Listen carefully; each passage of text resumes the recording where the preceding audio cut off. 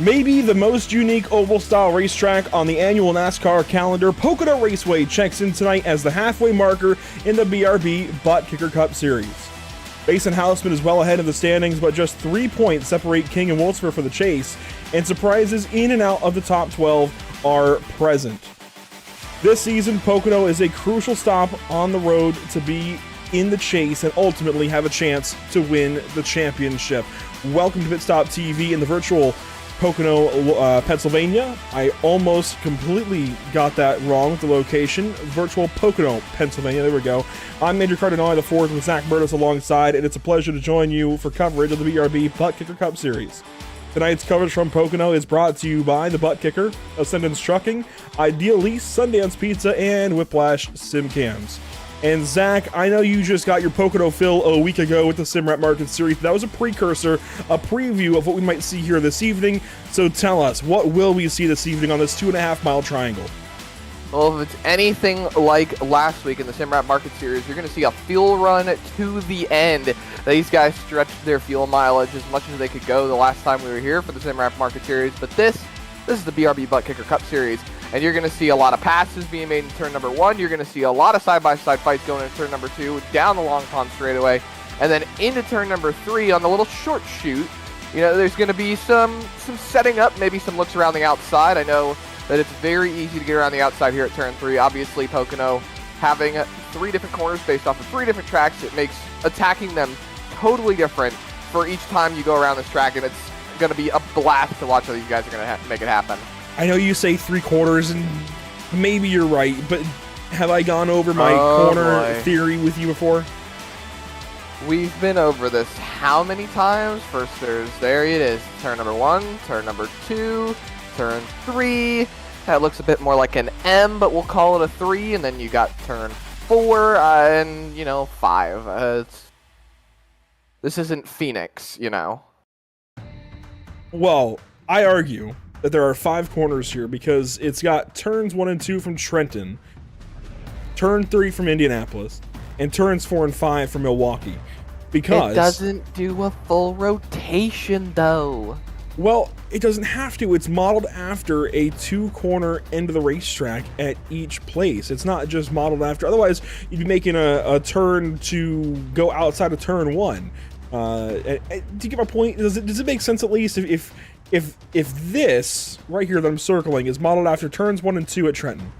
This is modeled after any one of the corners at Indianapolis. That's 3 corners so far. And this is modeled after turns 3 and 4 at Milwaukee. That means that's 4 and 5. Might as well just go say Phoenix has 5 corners.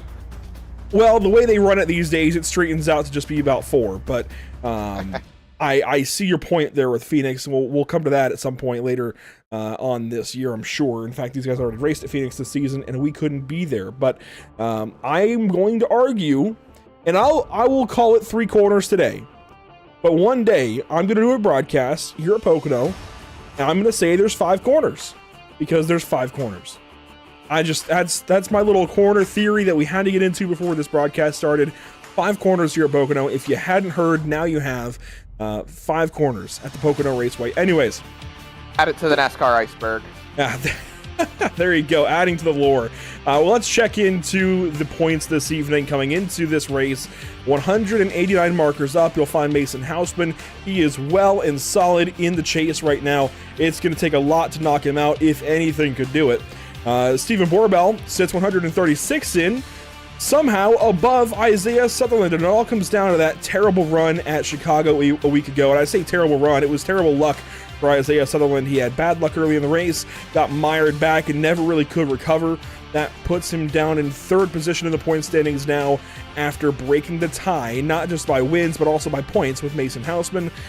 That is just a huge blow to driver 24 going into this week at Pocono. An opportunity, though, to reset some things for Isaiah and get back up on the horse. Johnny Wood Jr. also plus 114, so he's looking good. I would say everybody plus 50 or more right now looks safe. Ray Walker, Dustin Stallings, Adam Buzzio, they all look safe as well. If you're not quite plus 50 in right now, I would say there's still some reason for caution because of the hard hitters you have outside of the chase looking in. Zach, you've got Richard Wolsifer, Zachary Brandvold, Scott Fritz, Carl Pooler, 4 drivers stacked up right outside of the chase that we have seen have chances to win this season at least more than once. And I wouldn't even stop there. Matthew Selby looks good. Cody Dorsey has had a couple of moments of brilliance. Coulter Clark has looked really good. Eric Jensen's been getting better. Evan Buttkicker has been getting better. There's multiple drivers outside of this top 12 that could easily move their way in, and multiple drivers that could easily drop their way out. Absolutely. I mean, Evan Buttkicker has had such a great run these last couple of races. He's been running up inside the top 10. He was in contention for a little while at Chicago, running inside the top 5 and, you know, just having overall a career night. And Zachary King was able to point his way upwards above the cut line. He knocked out Richard Wolsifer, Dakota Camper, Jared Hughes. They've started building their gap a little bit more. Dakota Camper had a great run at Chicago, getting a lot of good stage points and was able to bolster his run into the chase. But, you know, I think the equalizer is coming up really, really soon here because of it. It's Pocono. It's next week at Daytona, going into Darlington as well. This is going to prove where these guys are going to be able to solidify their slots here tonight, because going into Daytona, it's just going to be a rabbit's nest, or a hornet's nest, excuse me, and you're going to need a rabbit's foot to be able to make it out of there alive. I like the catch there. Yeah, hornet's nest, rabbit's foot. I like that one. But yeah, it's gonna be interesting to see how the rest of the season goes. And when you look at the schedule, it just gets more and more difficult to make it into the chase, and more and more difficult to keep yourself in the chase as well. It's going to be very difficult for everybody. The 8, 9, 10 drivers or so that are in that battle right now are going to find a very tough road to hoe these next few weeks. 5 races until the chase begins. Pocono here this evening, then Darlington, Daytona, IRP, and Michigan. That's an intermediate at Darlington that is unlike any other. Daytona, a big restrictor plate racetrack, a big drafting racetrack. IRP, the short track. Michigan, the speedway, a lot like Pocono, the speedway here this evening, but none of these 5 races are alike. So again, a very interesting run to the chase here for these drivers. We left the final cookie cutter of the season, really, and it's there isn't a cookie cutter left, actually. There really is not, Zach. If you look at the rest of the schedule, because we have so few pure ovals like Miami, there is not a cookie cutter left. You're not wrong. Darlington... Well, you could argue Michigan. Well, you can't exactly argue Michigan because there's no track like it anymore. Just to state for the record, we've lost Auto Club Speedway. But we can still race there on iRacing, so I would say you can still argue Michigan.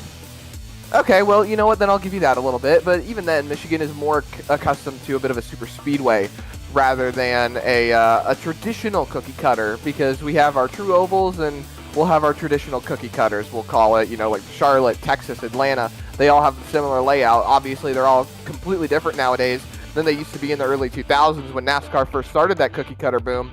But, you know, IRP is I think IRP can be considered a bit of a true oval. It doesn't have the traditional banking, but it's got the traditional layout. You've got Daytona, Watkins Glen, the road course, Talladega, so we're jumping around in between the span of about 5 races from Daytona to Talladega. We'll have 2 super speedways and a super speedway-esque track of Michigan. You'll have 2 short track package type ovals and a road course. Then you go to Rockingham and Miami, which we all like to consider the last true oval, and we're going to be throwing that around a lot, but I'm excited, Andrew. This is going to be one heck of a run going into these next few races, starting here at Pocono.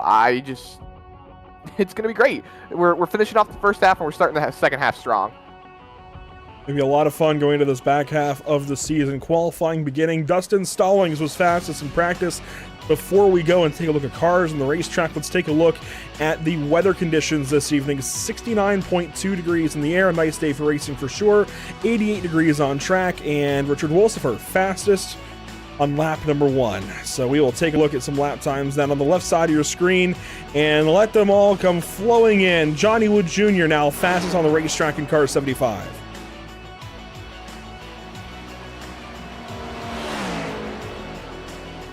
Johnny Wood Jr. hailing out of Mooresville, North Carolina. Ray Walker out of Indianapolis, Indiana. We added a little bit of a, what's the word? We added a column to the spreadsheet this week with location information on these drivers. So drivers, if you haven't filled out the driver info form yet, it is in the league Discord. You've got an opportunity to fill it out after this race. Isaiah Sutherland out of Greenfield, Tennessee, going up to third quick. A new paint scheme there for driver 24, and he is trying to rebound and get back up on the saddle. And look at that brand new paint scheme for this 24 car. I like it. It's a new bold approach for that 24 car. It's really, really nice. Johnny Wood Jr. goes faster. Gray Walker now faster even on lap number 2. Gray Walker, provisional pole now for driver 25. Brendan Maddox inside the top 5. He's fourth quick out of Oklahoma City, Oklahoma. Jared Hughes out of Nebraska. And now Isaiah Sutherland. We talked about him trying to get back up on the saddle after last week at Chicago. Provisional pole for driver 24.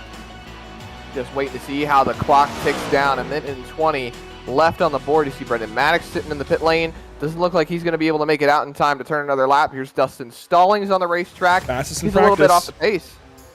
See what he gets here. Currently sitting 15th overall.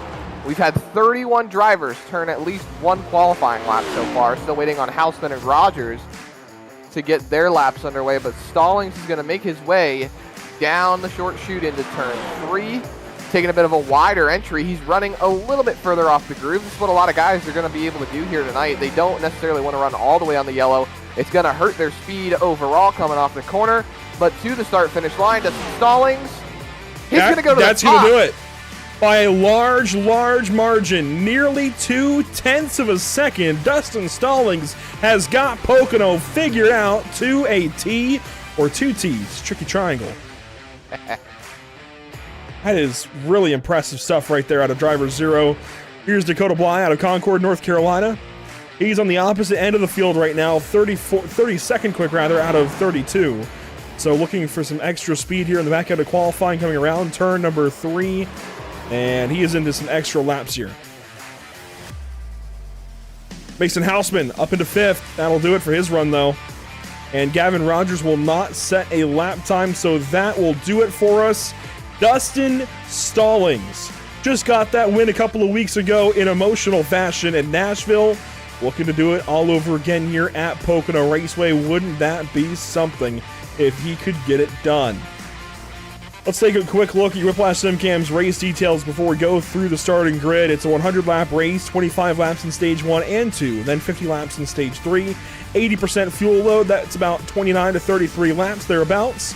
Fixed setups, no fast repair, and 3 green-white checkers are available. Let's go down through your starting grid. Zach on pole. It's going to be none other than Dustin Stallings. We talked about it. He will lead the Lucky Performance starting grid this evening alongside Isaiah Sutherland in row number 1. Gray Walker, an impressive third-place starting spot there for car 25 with Johnny Wood Jr. from 4th. Mason Houseman from 5th. He's your points leader. Zachary Brandvold from 6th on the outside looking into the chase. Nicholas Renner, a strong top 10 starting spot. It's 7th for car 11. Scott Fritz will roll off from 8th. Brennan Maddox, Evan Patinko, a couple of Dale Jr. numbers, the 8 and 81 there in row number 5. Row number 6 is going to be Jared Hughes and Matthew Selby. They'll be rolling off 11th and 12th on the grid for tonight here at Pocono, which is round number 2 in the BRB bonus brawl. 13th and 14th on the starting grid. You'll find Dakota Camper and Adam Buzzio. They'll be rolling off in that row together here at Pocono. 15th and 16th on the starting grid. You'll find Matthew Catania and Stephen Borbell, 2 drivers looking to have some good runs tonight after they were showing some speed last week at Chicago. And then 17th and 18th on the grid, you'll find Sam Dyer and Eric Jensen. And 19th and 20th, you will find just right behind them, sitting in row number 10, Jamie Plord and Richard Wolsifer. 21st and 22nd, Carl Pooler, Robert Moyer in the 11th row this evening. Zachary King, Josh Anderson, teammates back there in row number 12. Back in row 13, you'll find Zachary Maddox and Coulter Clark. Both of these drivers trying to get their way into the chase this season. Cole Younger there in the 13 car in 27th. Cole Lewis out of 28th. And to complete your field, it's going to be Cody Dorsey and Braxton Skinner 29th and 30th. Then Jason Bottoms and Dakota Bly in 31st and 32nd. There are a couple of teammates with finally Gavin Rogers technically 33rd, but I don't think he'll be racing this evening. The field will roll out of the iRacing.com pit lane And onto the racetrack, there they go. I love when they have the grid set up in the pit lane like this. This makes for the absolute most cinematic point of the broadcast. This just is so cool. I do love to see these guys line up on the pit lane and roll off like that. It's such a beautiful cinematic shot, truthfully. See all the drivers rolling off. You see one car electing to start from the pit lane, I believe. I think that's Sam Dyer. Might be right. It looks like Brendan Maddox to me, but I see a lot of blue cars on the grid tonight, so making a little bit of confusion there. But I'm going to go back over Whiplash SimCam's race details real quick. In the SimRat Market Series race that you commentated a week ago with Scott Shive here at Pocono, there were no stages. It was a straight-up 100 lap race, I believe, or was it 80? I think it was 80, actually. And yep, it was 80 laps. Yeah, a straight-up race. That's why it came down to that fuel mileage. This evening, we don't anticipate much fuel mileage unless we get a wonky caution at some point. We could always get that here at Pocono, but these stages 1 and 2 will be easy to do on fuel. There'll be stage 3 that might come down to fuel, if anything. We would need a caution within the first 10 to 15 laps of stage number 3 to really set up a run to the end, but they'll all be good. Coming to the start-finish line, Andrew, take it away. Down to the Geico restart zone. The iRacing.com safety car is in. We are racing in the Pocono Mountains of Pennsylvania.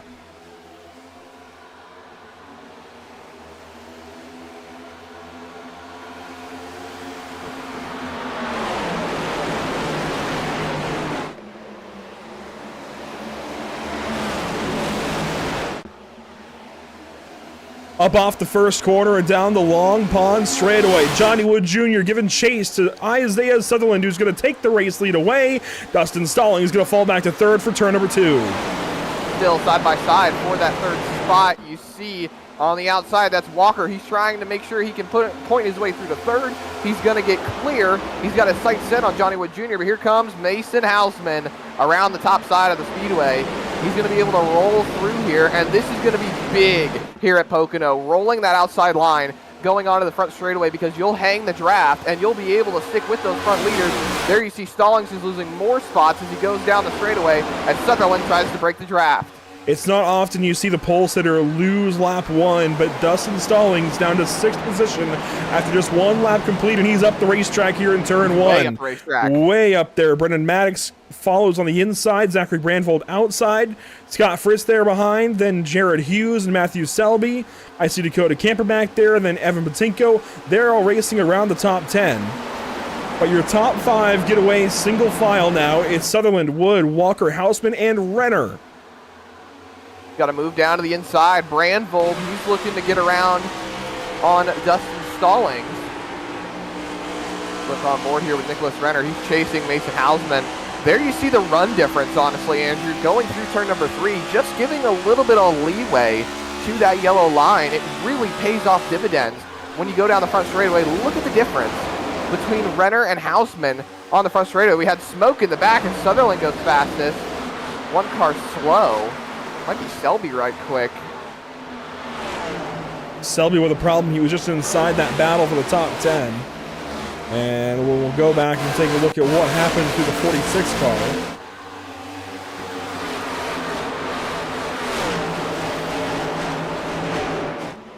So here's Matthew Selby up off the third corner, as you mentioned, racing with Jared Hughes. And Hughes got the wall. Selby, I think, just got a tap from him and locked it up. That's beautiful stuff. Good job by both of them to keep those cars rolling.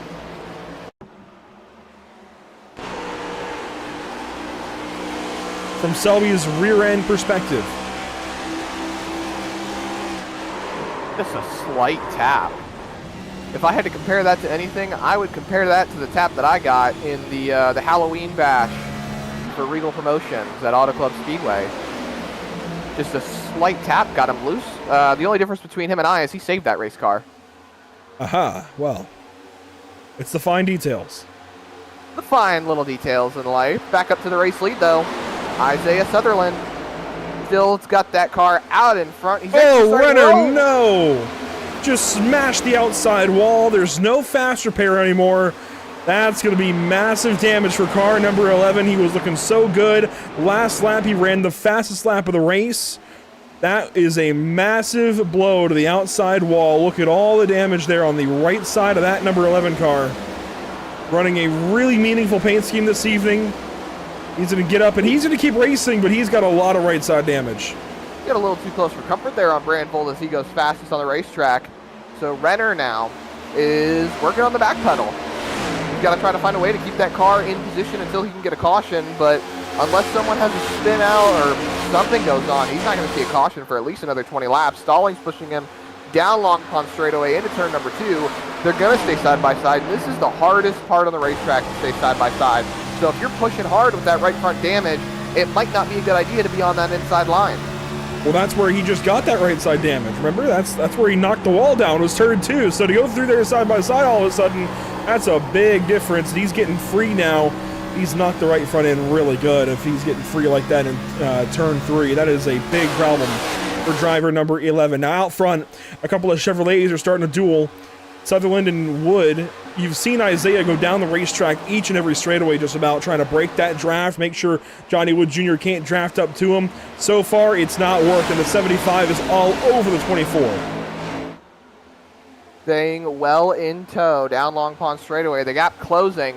Maybe we'll see a move here going into turn number 2. Turn number 3, if you have to ask Andrew, but I digress as Johnny Wood Jr. stays in line. Oh. Sutherland almost taps the wall. You saw that rear end kick out. Yeah, he got a little free there off of turn 2. Hangs on to the race car, though, and you know what? That little bit of sideways, that's sometimes healthy here. That means your car is rotating, and that's something you need it to do at a racetrack like this, because you go off at a turn 3, and it's flat. There's no banking. It's a lot like Milwaukee, because it's modeled after Milwaukee. And there we go, the 11, Renner.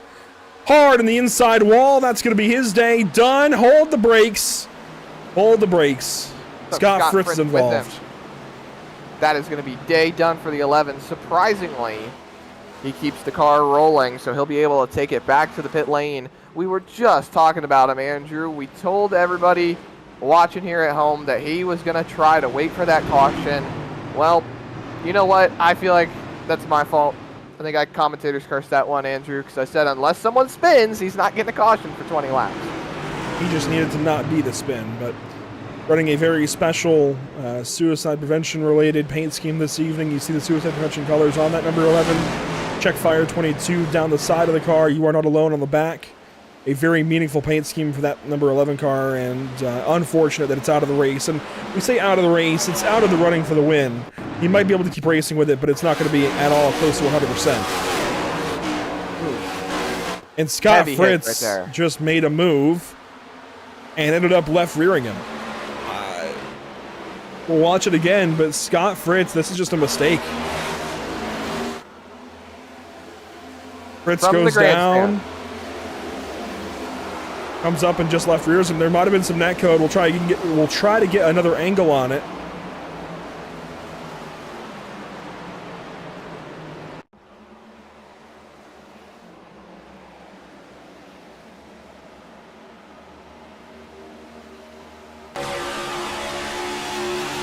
Looks like Race Control has stated that it will be a drive-through penalty for the 48 car,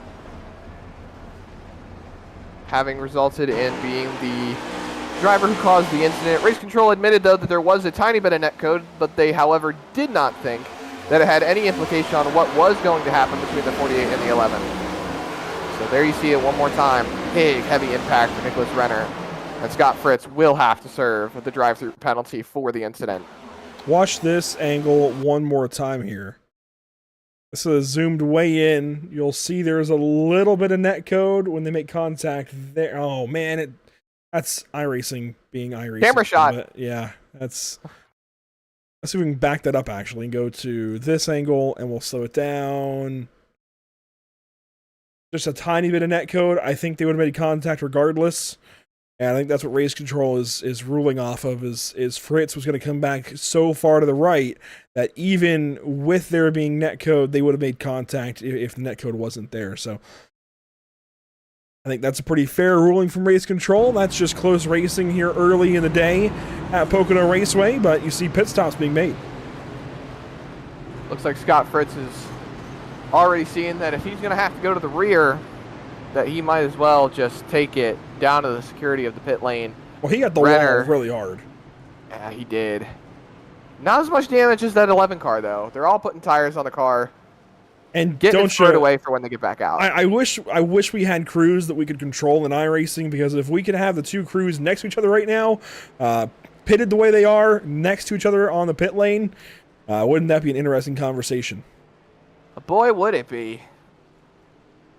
Both cars staying in the security of the pit lane, though, to get damage fixed, as they will be choosing this time by getting ready for the restart here at Pocono Raceway, and you see the rest of the cars rolling off the pit lane. I estimate that those cars are going to be in there for quite a bit of time, maybe 2 to 3 minutes at least, getting some of that damage fixed.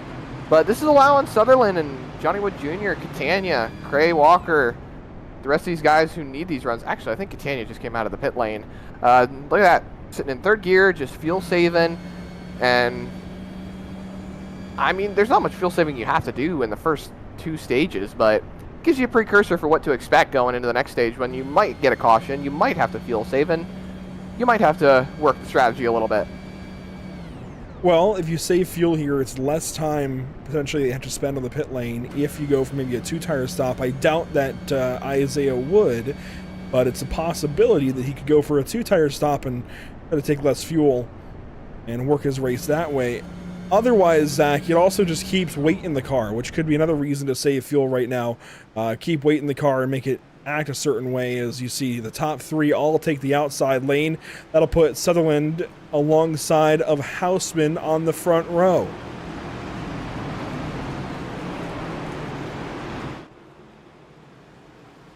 But there's the choose.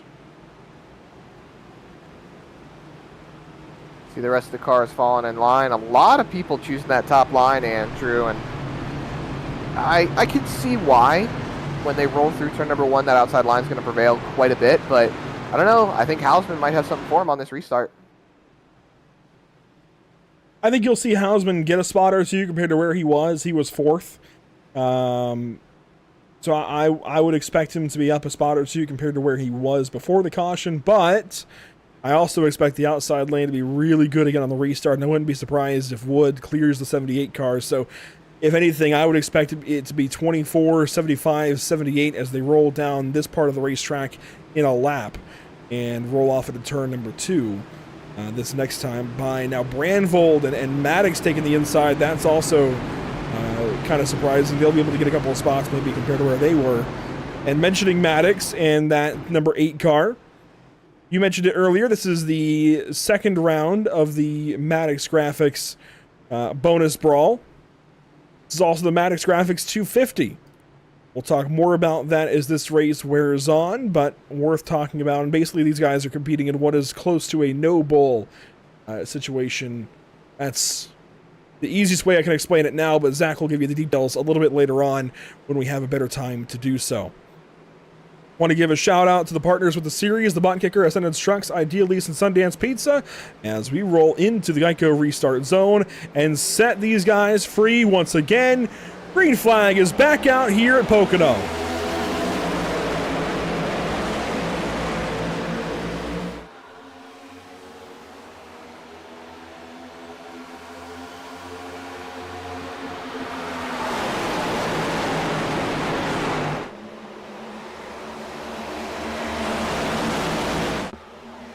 Am I good or am I good, Zach? I called it. The top 3, they'd be in this exact order down the backstretch this time. Sure enough, it's 24, 75, 78. There they go. The top 3 that chose the outside still managed to keep a hold of their spots, minus Gray Walker. He lost 1 spot to Mason Houseman. Brendan Maddox rounds out your top 5. It's Brandvold, Stalling, Hughes, Buzzio, and Wolsifer fighting it out throughout the field. You see Hausman staying in line. You see a lot of drivers choosing how they want to run turn number 3, whether it be high or low. The run still manages to form, and Sutherland is now just trying to break the draft once again and keep Johnny One Jr. chasing him still.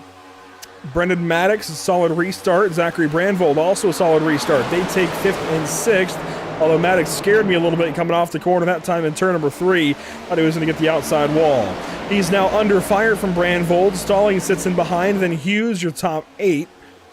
Buzzio and Wolsifer complete your top 10 so far after 11 and a half laps here at Pocono. But you see that zigzagging from your top 2, top 3 even.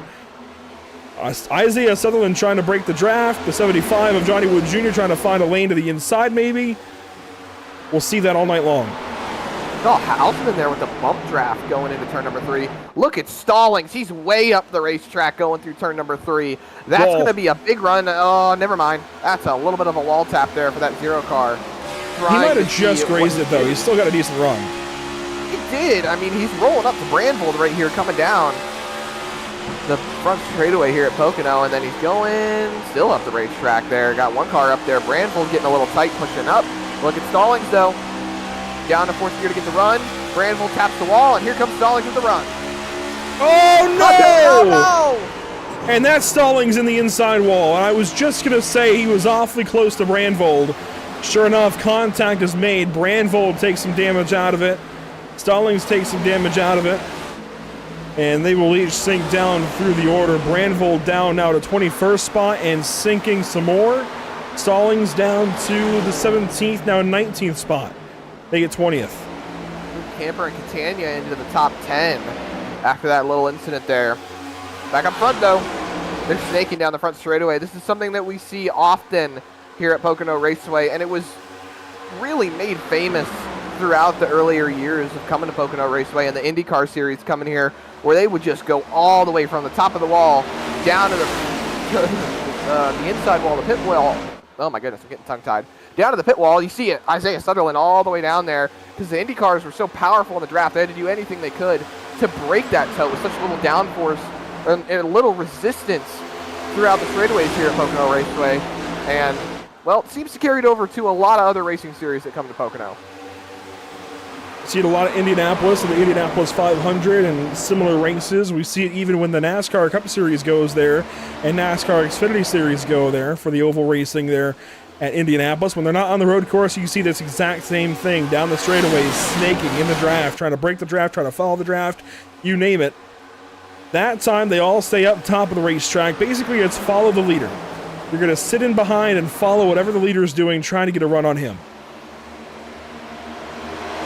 You lose that draft, you start losing ground, especially when the rest of the group is packed up and really creating so little air resistance from that draft. It's just so hard.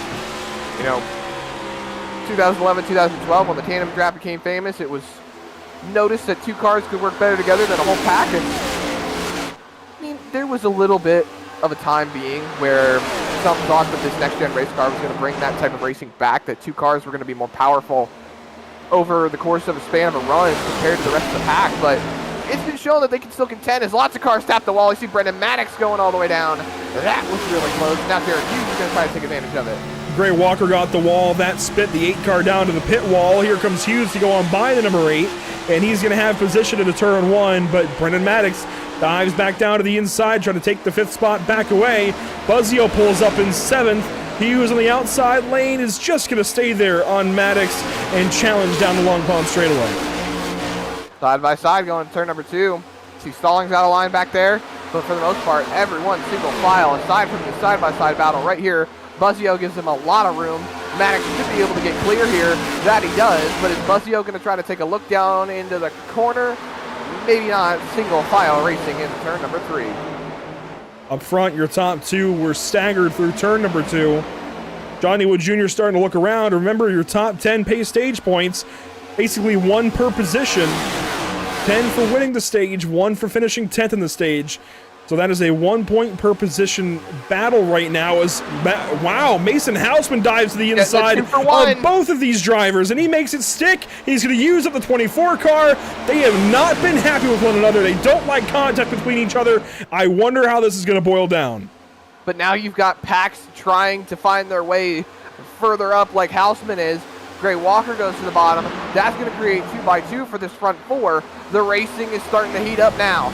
Sutherland gets clear off of turn number 2. That outside line, so powerful here at Pocono Raceway. But Hausman's gone through the 2nd. Gray Walker's trying to get back to 3rd, but he might lose position here to Jared Hughes, who's coming up the outside line in that pit stop TV Ford Mustang. They'll do the snake one more time. Mason Houseman stays up top. Johnny Wood Jr. goes down low.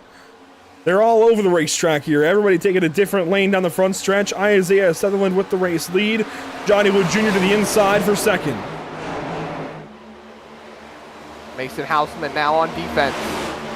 He's going to have the draft, but if Isaiah Sutherland's smart, there you go. He pulls down and pulls Johnny Wood Jr. up. He doesn't want Houseman to have that advantage, to have that position with the draft. Now he goes back to his original line into turn number 2, but Houseman might be able to power around that outside line. Johnny Wood pushes up. Houseman gets loose. I don't know how they didn't make contact there, Andrew. This is really good stuff as we get down towards the end of stage 1. You see Sutherland take a higher line. That's going to hurt the 78, who falls down to 3rd place. Johnny Wood Jr. able to hang on to 2nd. And they were fishtailing off of turn number 3. Gray Walker there in 4th. Brendan Maddox 5th. Jared Hughes 6th. Then Richard Wolsifer, Adam Buzzio, Matthew Catania, and Stephen Borbell, your top 10. Looks like Johnny Wood Jr. actually made contact with the wall there, Andrew, and they were just trying to stay off of each other. But a great job nonetheless. Gray Walker is trying to hold on to that 4th spot. He tapped the wall a little bit coming out of 1, but a run nonetheless as Maddox is falling back into the clutches of Hughes. Might take a look to the inside. No, looks like he's going to be patient. Stay single file. Heck, he even backed off going into the corner, which is smart going into turn number 2. Honestly, you get so tight through there that it's easy to get that car upset. So it's better to just back off and set that run up through there rather than just dive it off into the corner. As Johnny Wood Jr. takes another look to the inside of Isaiah Sutherland. Coming up off of turn number 3 from the speed shot, they get back single file because the runs forming off of 3 gets so difficult. But there you see the snaking. Look at them all going down to the checkered flag paint on the inside wall and then back up to their line going into turn number 1. On board the 75 car of Johnny Wood Jr. Look at how close they get on the outside of turn 1, right up to that wall. He's chasing down the 24. This is lap 20 of 25 in stage 1. That was 6 to go in the stage.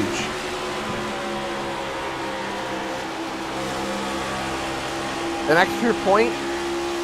Sometimes they say 1 point doesn't make too much of a difference, but it could be a season-defining point. You never know. You could miss the playoffs or the chase. That is by 1 point. Think, where could I have gotten that 1 point Look from? at Isaiah get loose. Here comes the 75. Got very loose. Once the stage win, Andrew. He's going to keep pushing the 24. He's trying to get away from Mason Houseman. Smart. Create some separation. Don't allow Houseman to get to you when you start battling.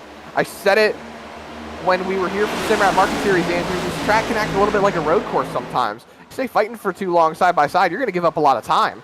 So get that time now, get that advantage, get away from Houseman, then go and make your move. It was 5 to go at the stripe, and here in stage 1. We are cooking through this race. Richard Wolfsfer all over the racetrack. Carl Puller, boom, wall. You saw it there in the background. He just smacked the outside wall hard. Not a big impact for that 71. Carl Puller going to keep on moving. I would disagree. That was a hard impact. That was concrete wall. That wasn't safer barrier. He might be straight. I'm not sure. The car might be okay, but he got it hard. We'll have to wait and see as the race rolls on. The stage is coming to a close, so I wouldn't pit now if you have to. Just keep it rolling, keep it moving. Don't sacrifice what you have.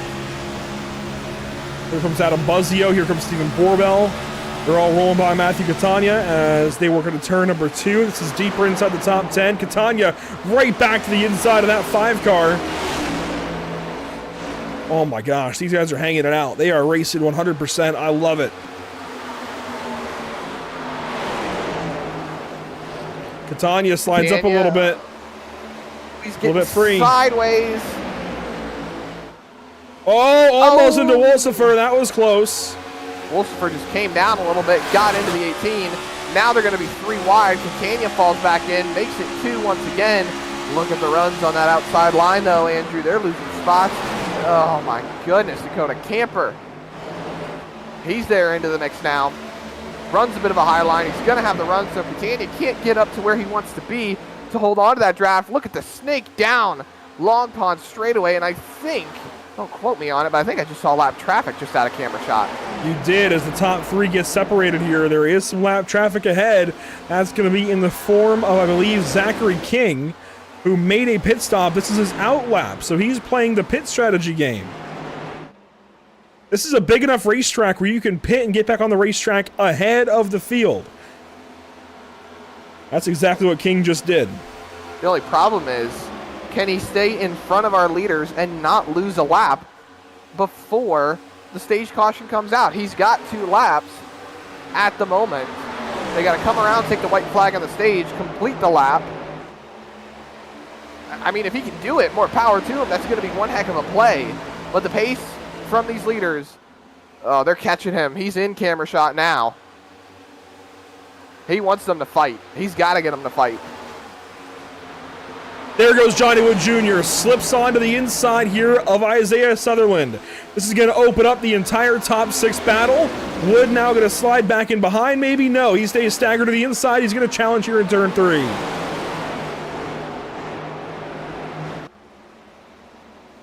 Making the best he can of the opportunity that he has. Sutherland gets a little free, but he keeps the car in front of the 75. A slide out back, never mind. It's white flag on the stage. And Sutherland has led from the drop of the green flag. He wants to keep that car out in front. Look at Maddox go to the inside. Hausman on the bumper of Johnny Wood Jr. trying to upset that race car, maybe take a spot away. Here comes Gray Walker. Gray Walker with a run on the outside lane. He's going to push the 75 of Johnny Wood Jr. and move into 3rd spot. Could Johnny Wood ever run here to turn 2? No, he'll stay in behind. Never mind, he looks to the inside of that 24 car. No dice that time in the tunnel turn. Oh, Gray Walker got free. Hangs on to the race car just. Hausman's going to roll that car back to 3rd. Whether he keeps a hold of it will remain to be seen. Gets clear. He's going to fall up in. He's going to try to roll off the back bumper. Johnny Wood Jr. Walker's in the wall. They're spinning. They're trying to make contact coming to the line. Sutherland wins the stage. We'll have to take a look at that finish right there for 4th. Gray Walker and Brendan Maddox. Looking back at timing and scoring. At the line, Walker had Maddox by 5/1000ths of a second for that spot.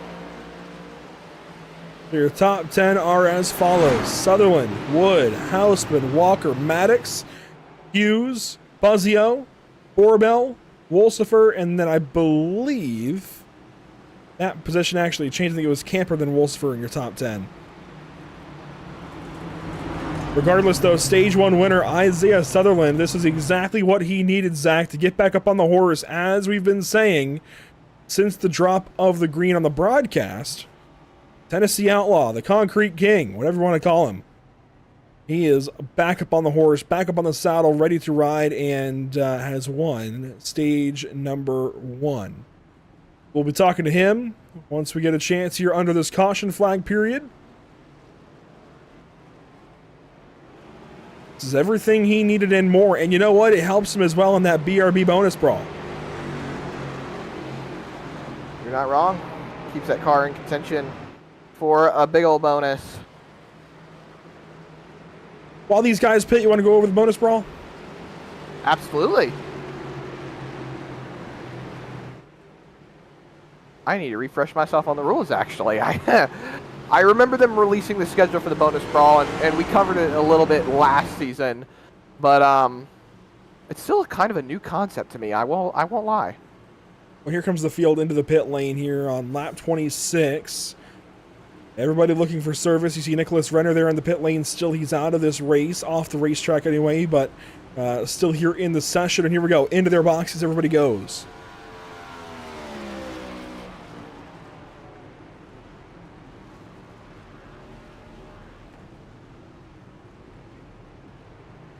Four tires all the way around. You see drivers exiting their boxes.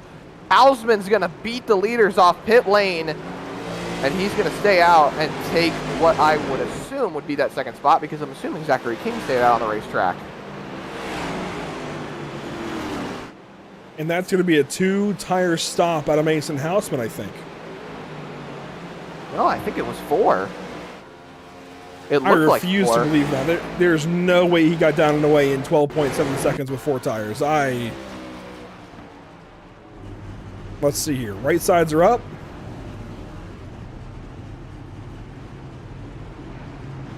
No lefts. Oh, 2 tires down and away for the 78 car. that's an interesting play. Looks like Robert Moyer got a speeding penalty on the pit lane.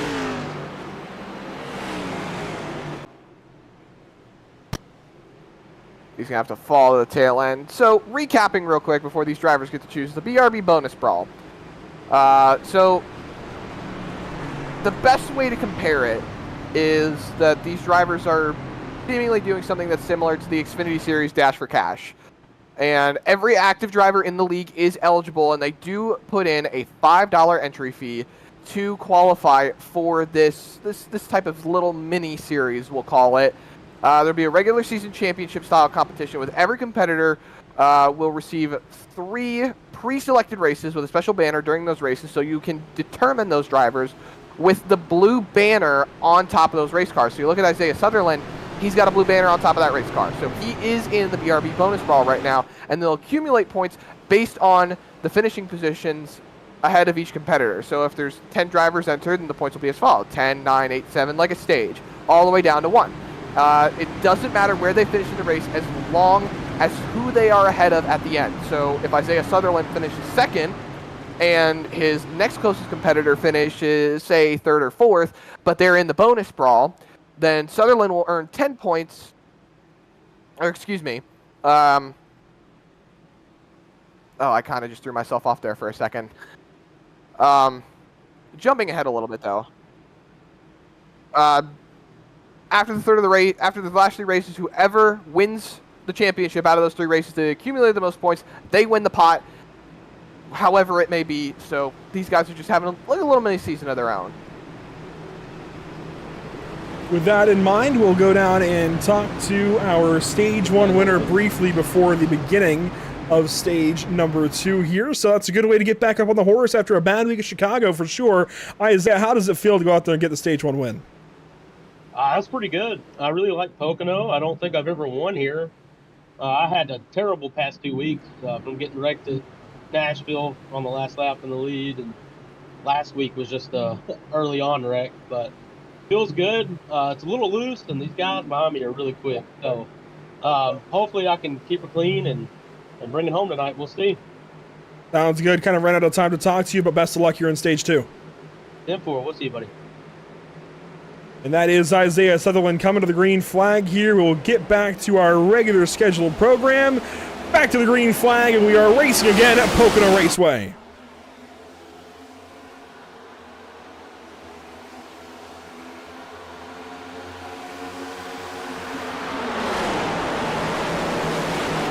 Sutherland way out high. Houseman going to go high as well. Houseman had a duck to the outside there right before turn 1, and I think that completely threw off Sutherland into that first corner. Zachary King with the race lead down the backstretch.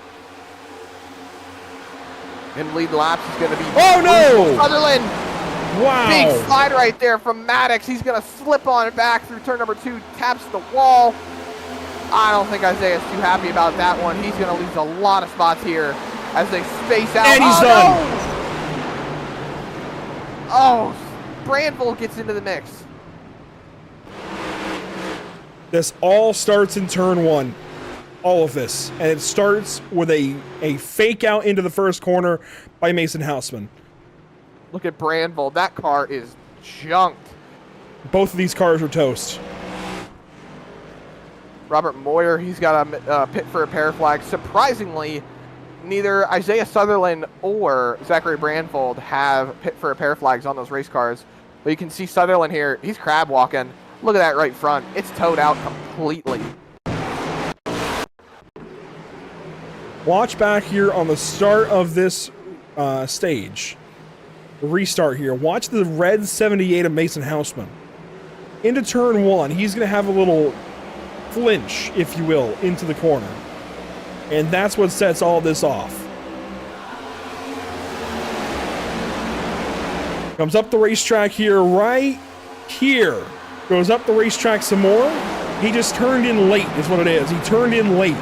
And that set the 24 up the racetrack, trying not to hit him. That puts the 24 back into traffic now after restarting second. Then here into turn number 2, there's a block from Houseman because Sutherland looks low. That block gets the 24 upset as there was a tag from Maddox. The 24 hangs on to the race car. Sutherland driving the wheels off of it. And then here into turn number 3, who tags him? It was Buzzio who just tags him and overcorrected into the wall. And Race Control has placed it on the 5 of Adam Buzzio, so he will take that drive-through penalty. That's what it is, drive-through penalty through the pit lane.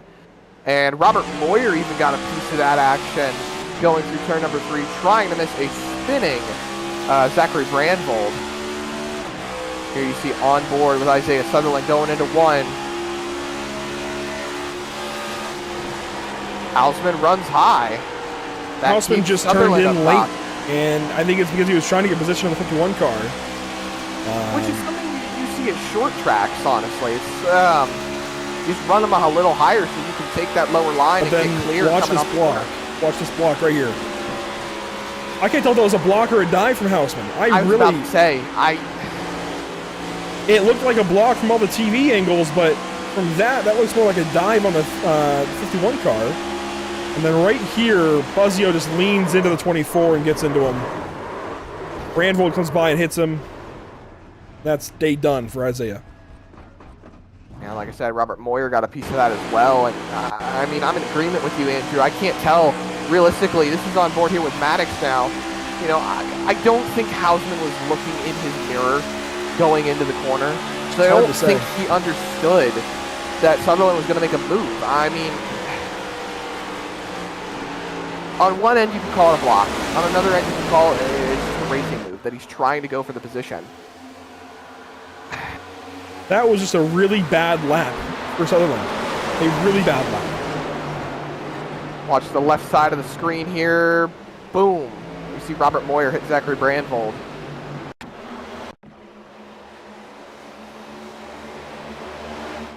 One of those laps you never want as a race car driver. We'll see if we get a look here at the bump into turn 2.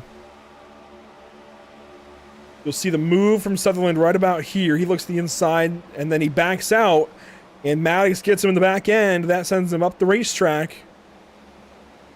And then we'll take a look here from Moyer's perspective, as he's going to get a small piece of this, and that's going to end up ruining his day. I mean, from that end, Andrew, I just be right on board with Moyer here. There's Brandvold. Boom. Just clips the front end of that car. Completely disconnects the left front. I mean, immediately. Which is terrible for that 16 car. He had just had a speeding penalty. But as we get ready to roll back to the green flag here, these guys just chose. That keeps Zachary King in front. Do we say that you could make the case that Sutherland hesitated going into the corner and that's why he got ran into through turn number 2? Or do you just call it a racing deal with, you know, Houseman going for a move, not knowing that Sutherland was going for a move? From Maddox, it's going to be, and I don't disagree with this, but it's going to be that he lifted early, and Maddox wasn't expecting it, and he got in the back of him, and it's all racing. Every bit of that is just racing. But it's going to be 3 different issues that compound the 24 car, and Isaiah has all right to be upset with what's just happened to him. He's just been run through 3 different ringers in the span of 1 lap. But each little incident is just racing.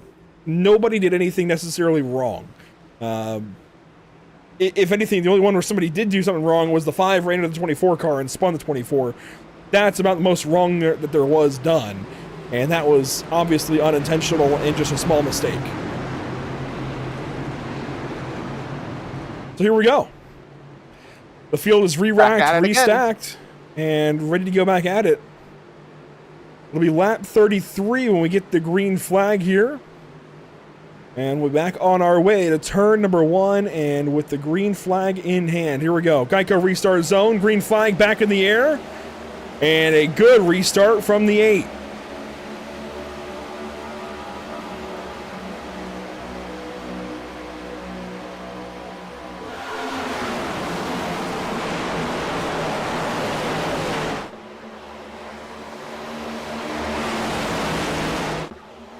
Down the long pond straightaway. Here we go. Zachary King, Brendan Maddox. Maddox with the race lead. King wants to hang on to it, but he's not going to be able to with that draft on the outside line. Oh, he slides there's gonna be up. a little contact. Hausman runs into the back of him. Johnny Wood Jr. slips on by. They're going to be 3 wide going into turn number 3. Wolsifer decides to go middle, shoot it through with Hausman, who gets clear. Zachary King holds on to the outside of Johnny Wood Jr., and this is going to benefit Mason Hausman. King in the wall. King's in the wall. And multiple spinners. Zachary Maddox and Matthew Selby hits the pit attenuator. Cautions out. Oh no. The 46. I don't think I've ever seen this actually happen. And he's going to tow the 14 into the pit lane as well. He's done. There you see Brandvold's motor has expired, so he's definitely done. From that last incident there, look at the left front on that 14 car. Zachary Maddox is going to be hurting. Pit for pair flags all the way around. Maddox, Selby. Made contact, and we've seen this before here at Pocono. What we haven't seen all that often is the pit attenuator being hit. There you see Adam Buzzio too. He was just coming in to serve his penalty, and he's communicating with race control on whether or not he's going to be able to get that sentence commuted. Look at it here for Selby. And that all started realistically, Andrew, with the contact going on up front. It stacked the field a little bit. And what do we call that? The accordion effect? Possibly. Well, let's see here. We're relatively single file into turn 2. But then Zachary Maddox kind of checked up a little bit on corner exit, went down the racetrack. Selby's looking for a position into the corner. Catania came down the racetrack in front of Maddox. Maddox lost some air, went up the racetrack. Here comes Selby. And Maddox came down. Selby wasn't expecting it. Contact made, and it's one of those times where locking up is the worst thing you can actually do. And that's rare. But that's exactly what happened there for Selby. He locked up and the car straightened out as a result of it. And he went straight into the pit attenuator. Watch this again. When he locks down, the car changes angle. Because he could go the same trajectory as the 14 who left the wheels rolling. He locks up and that sends him straight into the pit attenuator. It's all in that split-second decision of figuring out how the car is rotating to where you think you're going to be able to make sure, well, for all intents and purposes, you don't slam the attenuator. But, you know, I was just sitting here thinking to myself that Zachary Maddox was on a different angle, and in front of that 46, he gassed it up and tried to get it turned. But it's that fine line, Andrew. Gassed it up to get it rotated and then lock it down to prevent damage. I don't even know that he hit the gas, but we can go back and look. Let's listen here. Watch the RPMs. Oh, he didn't gas it up. He just didn't lock it up. He just let the wheels roll, which is the best thing he could have done there. I mean, it's a bad result no matter what, but at least you're not completely destroyed. Just in the pit lane for repairs with what has turned out to be a bad day for him. This is a crazy race all of a sudden. Things are going topsy-turvy, to say the least. Looking up front, I mean, Oh, wow. Maddox is done. Yeah. So I just looked in the general chat. I tend to keep this open just to see what's going on in the league. And the general chat in the league Discord, too much damage, we're done. That's the message for the 14 car. You know, to be perfectly honest, Andrew, that's the first time I've seen that for a NASCAR Cup Series car, the next-gen race car. You know, the breaking the fourth wall a little bit here when it comes to the iRacing.com sim. When you have too much damage on an open-wheel race car, like an Indy car, or a Formula One car, or you know, one of the F3 cars in Super Formula, really any open-wheel style race car. If the damage is too severe on the race car, like the left front or the right front's disconnected, or you've got way too much suspension damage, or you're missing too many components on the race car, it will show you a message when you pull it into the pit lane, too much damage, we're done. It won't fix the car, It won't try to do anything for you. It's just going to make you sit there in the pit lane. It's not going to let you pull back out. Usually, for sports cars, endurance cars, and stock cars, it will allow you to fix the damage regardless of how severe it is. Even if you blow the motor, it'll sit there for half an hour and try to fix the car. But never seen that message for a Gen 7 car, a next-gen car. That's crazy. That change was made recently, I want to say with the December build here on iRacing, the damage model getting reworked a little bit, and that was enabled for these cars recently. So, unfortunate day for the 14 of Zachary Maddox. Unfortunate day for a lot of drivers. All of a sudden here at Pocono Raceway, things have changed in a hurry. Before we go back green, let's take a look at what's upcoming for us here at Pit Stop TV. Next up, tomorrow night, we go to Richmond Raceway with the Sim Rap Market Series. They were here at Pocono a week ago. Tomorrow night, they short track race in the final race before their playoffs. Then Thursday, some more short track racing. On a Thursday night, we go to Oxford Plains Speedway with the Sarah Pierce Fleet Service Super Series. And of course, next Tuesday, February 4th, we go racing at Darlington. I'm looking forward to that one. It'll be a lot of fun. Here we go. Geico restart zone once again. The field is shortening up. All of a sudden, we've got 15, now 14 to go in the stage. Green flag back in the air at Pocono.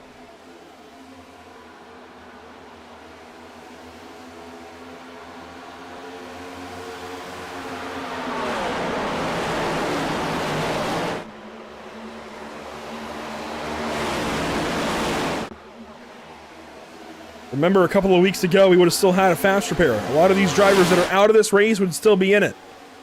That's all changed. Single file for the most part, going into turn number 2. The complexity of this race has suddenly changed, Andrew. You see lots of drivers up towards the front of the field that we haven't seen majority of the day.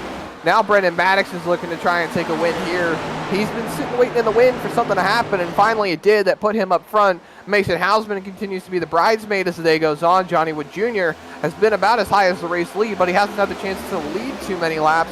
And a quick update from our previous caution. Race Control has deemed that incident between Selby and Zachary Maddox is going to be further reviewed after the race, and they are not going to call anyone currently at fault, mainly since both of those guys are not really in contention anymore. But no penalty. Oh no, Borbell, Wolfsfer. Wolfsfer was coming back up the racetrack there, right in front of Stephen Borbell, and landed right on the two cars' nose at a turn, or out of turn 1. Catania goes on through, but Wolfsfer got the wall contact. That was almost a really big moment. About to give me a heart attack. Green flag stays on the racetrack, Andrew. Oh, Wolfsfer just got the wall again, and one car spinning. It's the 81. Patinko around on the front stretch. His teammate Jason Bottoms for a slide. Locks it down, saves the car, keeps it straight. Looks like Patinko's not going to have too much damage on that race car, if any. So he'll keep on rolling. A caution-filled stage 2. Jensen just tracked out into the 81 car. And Jason Bottoms swerved to miss it. Did a great job of missing that crash. The field stacking up into turn number 1 right now as they wait on the pace car to come around and pick up the leader. This is on board with Jason Bottoms. He had already gotten way up the racetrack here. The full send racing forward. Oh, wow. Solid drive. that's Talk about good a Code stuff. Brown moment. See your teammate spinning in front of you. You try not to hit it. Days of Thunder, call it, going around the outside. You can drive through it. That was good stuff out of Jason Bottoms. He hangs on here, stays in the race. And that, I think, is the fastest we've ever gone through an incident review. That was quick. They're not even back around to complete the next lap. Well, Zach, that means we have time to thank the partners with the BRB Racing League. Of course, the Buttkicker, Ascendance Trucks, Ideal Lease, and Sundance Pizza, each doing so much for this series. These Tuesday evening races would not be possible without them. Certainly the broadcast wouldn't be either. We owe so much to each and every one of these partners with the series. On a same or similar token, we'll thank, of course, the partners with the channel, Whiplash SimCams, ATVO, CC's Business, Cody Williams Design, and Lucky Performance. Pit stops underway. Braxton Skinner going to lead the field into the pits, at least the amount of the field that is pitting. I see Skinner, Lewis, Younger, Patinko, Dyer, and that's Bly back there in the 84 car.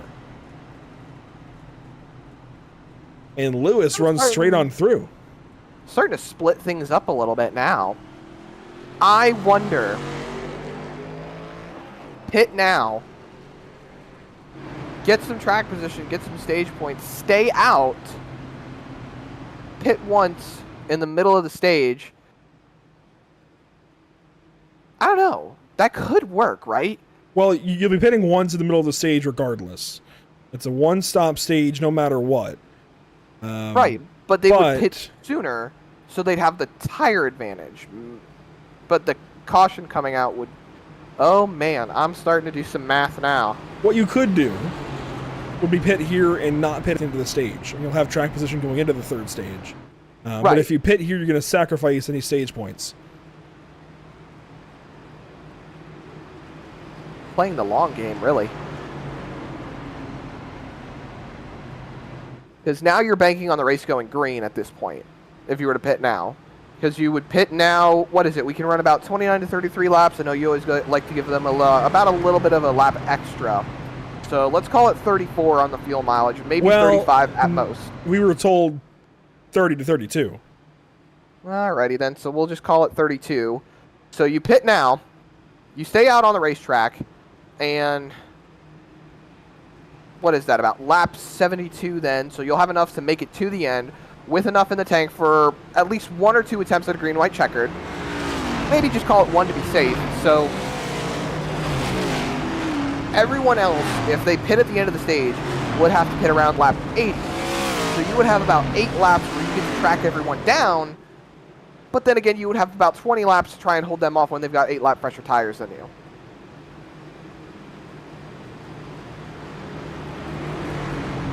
We'll see what happens. You lost me somewhere along the road, but that's okay.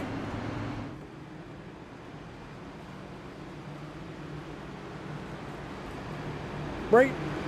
I think that's okay. I think it's okay anyway. Oh, man. We love trying to do fuel strategy math, Andrew. It should be a pretty straightforward stage for stage 3. It should be very simple for the most part. The complication here really is just if you want to pit now and then not pit at the end of this stage. Otherwise, it should be a pretty straightforward game unless we get more cautions. Now, if we get more cautions, whether it's in this stage or the next stage, that completely muddies the water and would change things up quite a bit. We talked about it earlier. After this race, we go to Darlington here for 180 laps next week. Then Daytona, Indianapolis Raceway Park, and Michigan.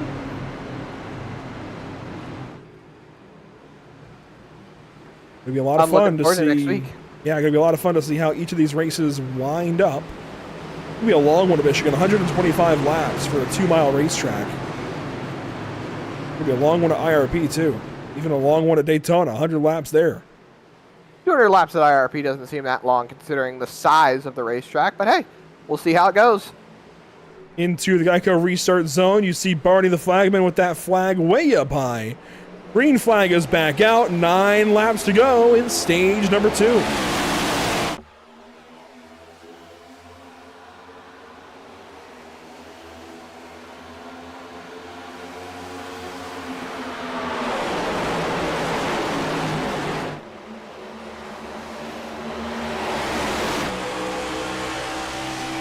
Houseman and Wood, side by side. Right here down the Long Pond straightaway. Turn 2 coming up, and they are racing harder than before. And Gray Walker up the racetrack. Here comes Stephen Burbell. Johnny Wood Jr. tapped the apron, slid up into the 78. Then again, might have been Mason Houseman trying to hang on to it. We'll have to wait and see. I think Houseman came over the radio and apologized to Johnny, as they're still very close together, coming off of turn number 2. but this has allowed Brendan Maddox to scoot away by about half a second over those drivers fighting for second place. Here comes Gray Walker and Stephen Borbell up to the bumper. Eric Jensen back there into the pit lane to serve his penalty. This the race for second on back. Here comes that 2 car sporting a pink paint scheme this week. Usually it'd be in support of breast cancer awareness. In this case, I think it's got kind of a double purpose. It's actually promoting this week's BRB Racing League Powder Puff event happening this Friday, January 31st. Head on over to the Holler Podcast channel on YouTube to see that broadcast. That's what I wish we could do here at Pit Stop TV, but that'll be nailed down over on the Holler Podcast channel. It'll be a lot of fun to see how that all goes. There's even a special edition of the podcast this week. On Thursday, it'll be all the wives of the BRB Racing League taking on a Powder Puff edition of the podcast. Houseman goes fastest that lap. He moves up into second place ahead of Johnny Wood Jr. And will now work on his teammate, Brendan Maddox. I believe, if I had to guess, he's going to play blocker for Brendan. Oh, we love the blocking game. Always trying to help out someone. Or just kind of, you know. Oh, Johnny. Oh, Johnny Wood. That was close. They're scaring me, Andrew. They're scaring me. We're rolling up on halfway in the race, too.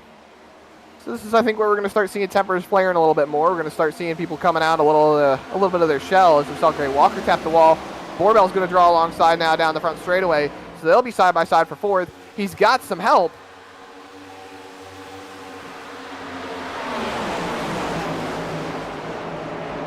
Borbell's going to try to go on by. Catania giving him that draft, pushing him on through past Gray Walker. The fight's still up front. Houseman, Johnny Wood Jr., Brendan Maddox. It's really been a show for these three right now. Been a really good race so far. That was 6 laps to go at the line here in stage number 2. Coming up on the end of stage 2 and halfway in this race. A couple of battles further back, I saw Braxton Skinner and Cole Younger fighting. Skinner going to win that fight for now. Dakota Bly and Cole Lewis, they're fighting. Bly winning that fight for now. He's 22nd. Cody Dorsey and Adam Buzzio side by side here down the front stretch. And into turn number 1. Stallings runs in 10th. He's drafting off of Wolsifer. That's your pole setter trying to recover his race. Looking to get some stage points here. And that was pole by like 2/10. And he's been roughly out of contention majority of this race. And I say out of contention very loosely termed because he's got no damage on that race car. He's still in contention for this race win, but he's been out of the running in that top 5 for majority of this race so far. He's going to roll past Wolsifer here going into turn number 3. They're going to stay side by side. They're trying. There you see them lapping Jason Bottoms. Going, I think, 1 lap down. He's going to stay in the way a little bit. That's going to give an open opportunity to Johnny Wood Jr. to poke down the inside of Mason Hausman, but the draft is going to be strong up front. Borbell trying to pull up to that 75 now. He falls back in front of Bottoms, and now he's going to partner up with Hausman going through turn number 1. Johnny's pushing up. He's pushing up. But that's going to be Hausman hanging on to the spot. For now. 4 laps to go at the line. Coming to 3. Borbell helping out the 75 car on the inside.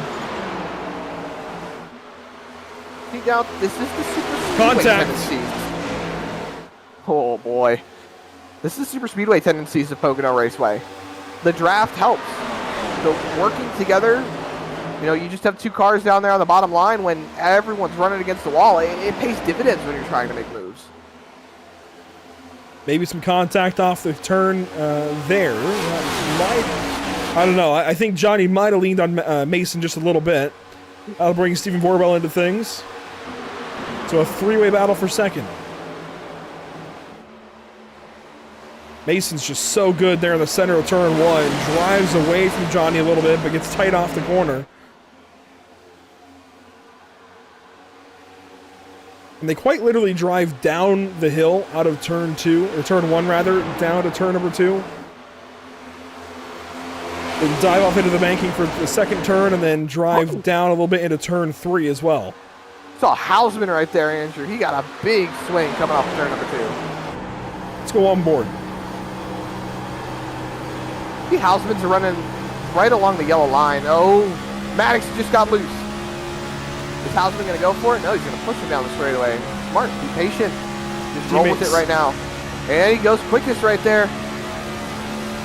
So the Maverick Motorsports cars running 1-2 at the moment. It's going to take a little bit of a run through with these Maverick Motorsport cars. You got Brendan Maddox up front.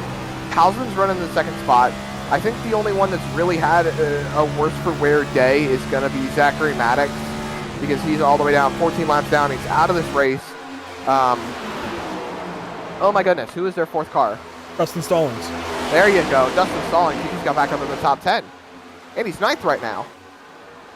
He's closing up right now on Anderson in the 07. Carl Pooler, he's having a good day. We haven't talked about him much. He's up in the 7th spot. Catania, he's 6th. You got Walker, and then Borbell, Johnny Wood Jr., Mason Hausman, Brendan Maddox.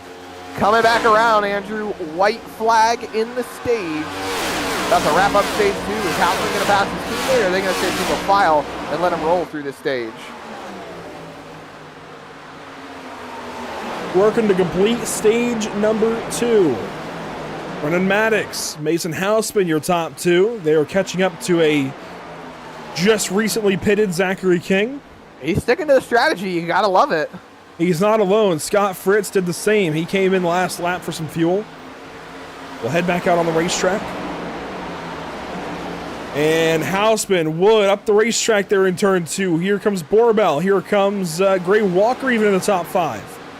Hausman staggers to the inside, holds the 75 back, and Johnny Wood Jr. looks up the racetrack now. But it's going to be all Brendan Maddox here at the end of stage number 2. Stage winner, car number 8.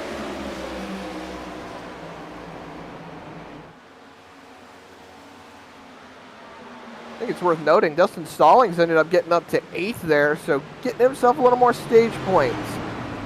When all is said and done here in stage number 2, Brendan Maddox takes home the stage win. Mason Hausman, Johnny Wood Jr., Stephen Borbell, Gray Walker, your top 5.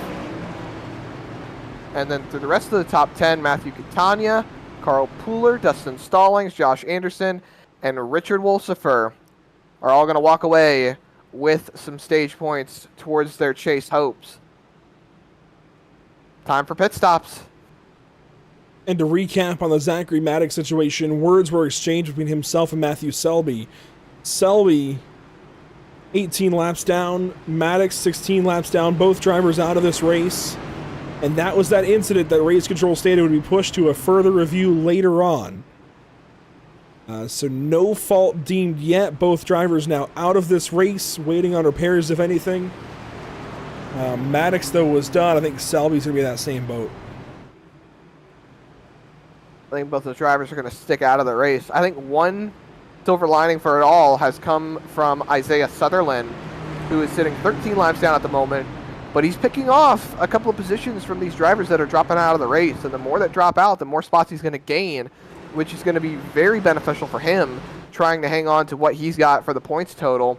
See that car, it's just about fully fixed. Might have a few things under the hood that aren't the same, but on the outside looking in, the car looks pretty pristine. He's going to take that car and roll on past the leaders here. Hopefully see if he can get a wave around, maybe get a lap back, but we'll have to wait and see if he can get that quick caution to keep him 12 laps down rather than 13. Drivers heading into the box now, Andrew. Let's see who makes it out here first.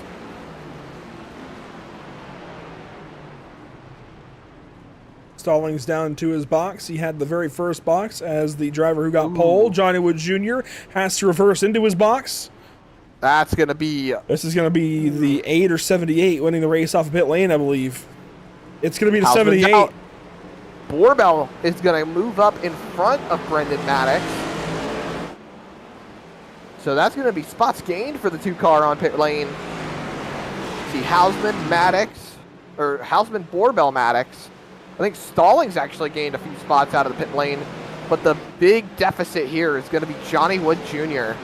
That's going to be a lot of spots lost in the pit lane. There you see Hausman, Borbell, Catania, Stallings, Pooler. Look at Johnny Wood Jr. all the way back there. He's the first Chevrolet, that white Chevrolet all the way back there behind Dakota Bly. That's a lot of spots lost for that 75 car. 75 drops down to 16th spot, it looks like. Brendan Maddox did drop a little bit. He drops down to 4th. Granted, of course, one car stayed out, that being Zachary King. Let's talk with driver number 8 this evening, who wins stage number 2. I think this might be the first time that we talked to him. Certainly first time we talked to him as a stage winner. It is Brendan Maddox with the stage win. That might not be something you expected to say this evening, Brendan, but you're able to race up here and show that, hey, you can race toe-to-toe with Mason too. How'd that one feel? I mean, it felt pretty good. I think I burned my tires a little more than the rest of them, if I'm quite honest. But that's a risk I'm willing to do at this point in time to get that stage win. So it feels pretty good. I think that's my first stage win ever, and we'll see what we can't do as a team here to close this race out. How important are these stage wins to get this at this point in the season, trying to make the chase and everything? How important are these to you? Man, they're vastly important. I mean, it's the difference. Obviously, we know first place gets 10 points, 10th gets 1, past that you get 9. So it'll help me kind of make some distance from that cut line. Though it's super valuable. That's all I gotta say. And how about the rest of this race? It's pretty much a straight up one stop along the way. I mean, how do you approach this as a driver that has just run 2 stages where you didn't have to pit at all under green? Well, you just make sure you practice your green flag pit stops coming into the race, and we did, and then it's down to hitting your marks and making the right call on tires, and so you're going to take a full tank of fuel, I think. So that's kind of down to where it's at. Best of luck here in stage 3. Congratulations on the stage win. Yes, sir. Thank you, guys. Brendan Maddox with the stage win. Good to talk to him. It's been a while, if ever, that we've since we've spoken to Brendan Maddox out of Oklahoma City, Oklahoma. And he will come to the restart in the 4th position behind King, Borbell, Houseman, your top 3. Then in front of Catania, Stallings, Pooler in the top 10. Walker there in the 8th spot. Wolsifer in 9th, and Buzzio now cracking the top 10 once again. Here we go. Geico restart zone coming up one more time. Green flag in the air. And we are back racing at Pocono Raceway.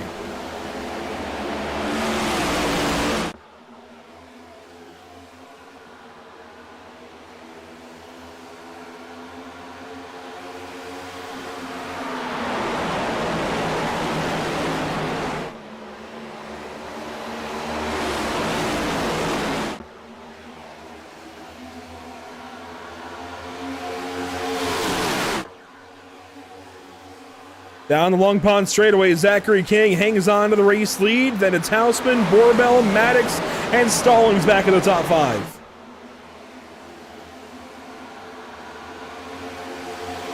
Side by side for the race lead. Houseman, Zachary King, fighting it out. King on a different strategy compared to the rest of these drivers. He's got about 2 laps shorter on gas, 2 laps shorter on tires compared to everybody else, but shouldn't make too much of a difference right now. Single file, Mason Houseman out in front, Zachary King, Stephen Borbell, Brendan Maddox, Dustin Stallings, your top 5.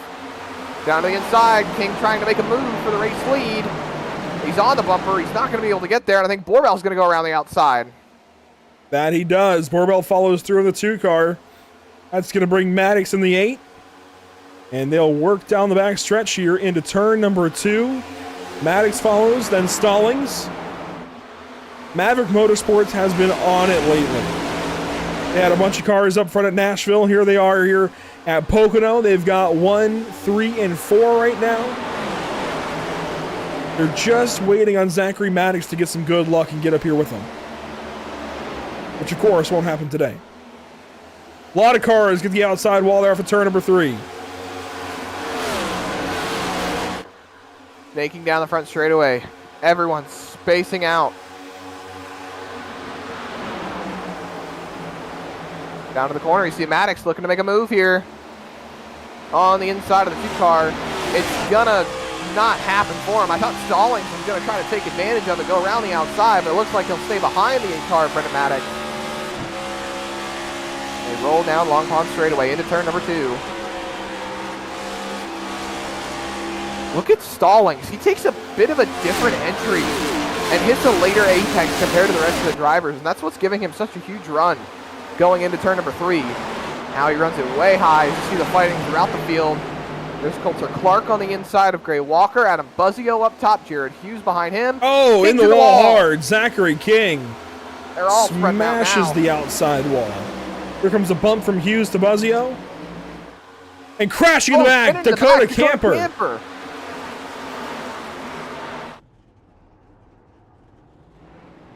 Problems for the 3. That is something that Zachary King wanted to see. Help his playoff chances, or excuse me, his chase hopes. And oh my. That's another save and a half for Jason Bottoms, but while he was saving the car, he re-clipped Dakota Camper and sent him right back up to the outside wall. Watch here from Dakota Camper's perspective. Just got up into the 87 car, who then locked it down to save it. Ends up just right rearing the 3. Goes head first into the outside wall, and that is it. Gotta think, Andrew, how do you place blame on that one? Well, the 3 initiates it, gets into the 87. And that's about it from there. Well, looks like Race Control is going to agree with you on that one. They have just handed out the drive-through penalty to Dakota Camper. So on top of having a meatball flag pit for repair, he's going to have a drive-through penalty after he gets everything taken care of in the pit lane. So to the security of the Pocono pit lane for Dakota Camper for the Races for Christ Chevrolet, I got a feel for the man. I mean, he's sitting 30 points up, almost 30 points up from the chase cut line. And now, well, this is just going to put a damper on all of his race day festivities that he was having. He had a great run going for him. A little bit further down the running order, but now he's going to be way down the running order. Isaiah Sutherland should be able to pass him up if he takes too much time in the pit lane. Richard Wolsifer, this is something he wants to see as well. Jared Hughes is going to be able to build that gap, but Zachary King and Richard Wolsifer are the 2 that are fighting right now on that cut line, Andrew. So they're the ones that are going to be super happy about this, but they're still fighting amongst each other, holding on to that last chase spot.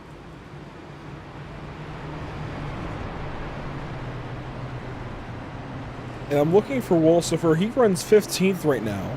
And Zachary King runs 9th. 9th. I think that'll flip-flop as this race goes on. I think Wolsifer's got a better car. King maybe relying on some strategy so far. Brandvold, of course, we saw him get involved. He's going to be out of this thing. Scott Fritz with that early issue. Carl Pooler's been solid. He's running in 6th. Evan Matinko had a spin. Coulter Clark is trying to rebound from some quiet racing earlier today. Eric Jensen had a drive-through for a crash earlier. Jamie Plord's been quiet. Matthew Selby, I believe, is out of the race. Cody Dorsey's been quiet. Dakota Bly has been quiet. And Richard Smith is not here. As it is a wave by, a free lap here for guess who? Isaiah Sutherland. You know, if we get 12 more cautions. Well, see, I thought that he had gotten the wave around that last time by because we made a mention of it, that he was getting thrown on by the field when they were all going into pit lane at the stage caution. And apparently when the choose cone happened, he went behind everybody. He had to let everyone go. So that confused the ever-living heck out of me. But now he's getting a wave around. He's getting that free pass. He's going to put himself 12 laps down. He's heading to the pit lane to get service before the field comes back around to lap him again. He'll be able to catch back up to him. They will be choosing this time by, if I'm not mistaken. There's Dakota Camper back in. Camper comes back in. Look at his stats so far today. Started 13th, now 26th spot. It's been as high as 9th, as low as 26th, and this all-time low for him today, I think, might be where he ends up for a while.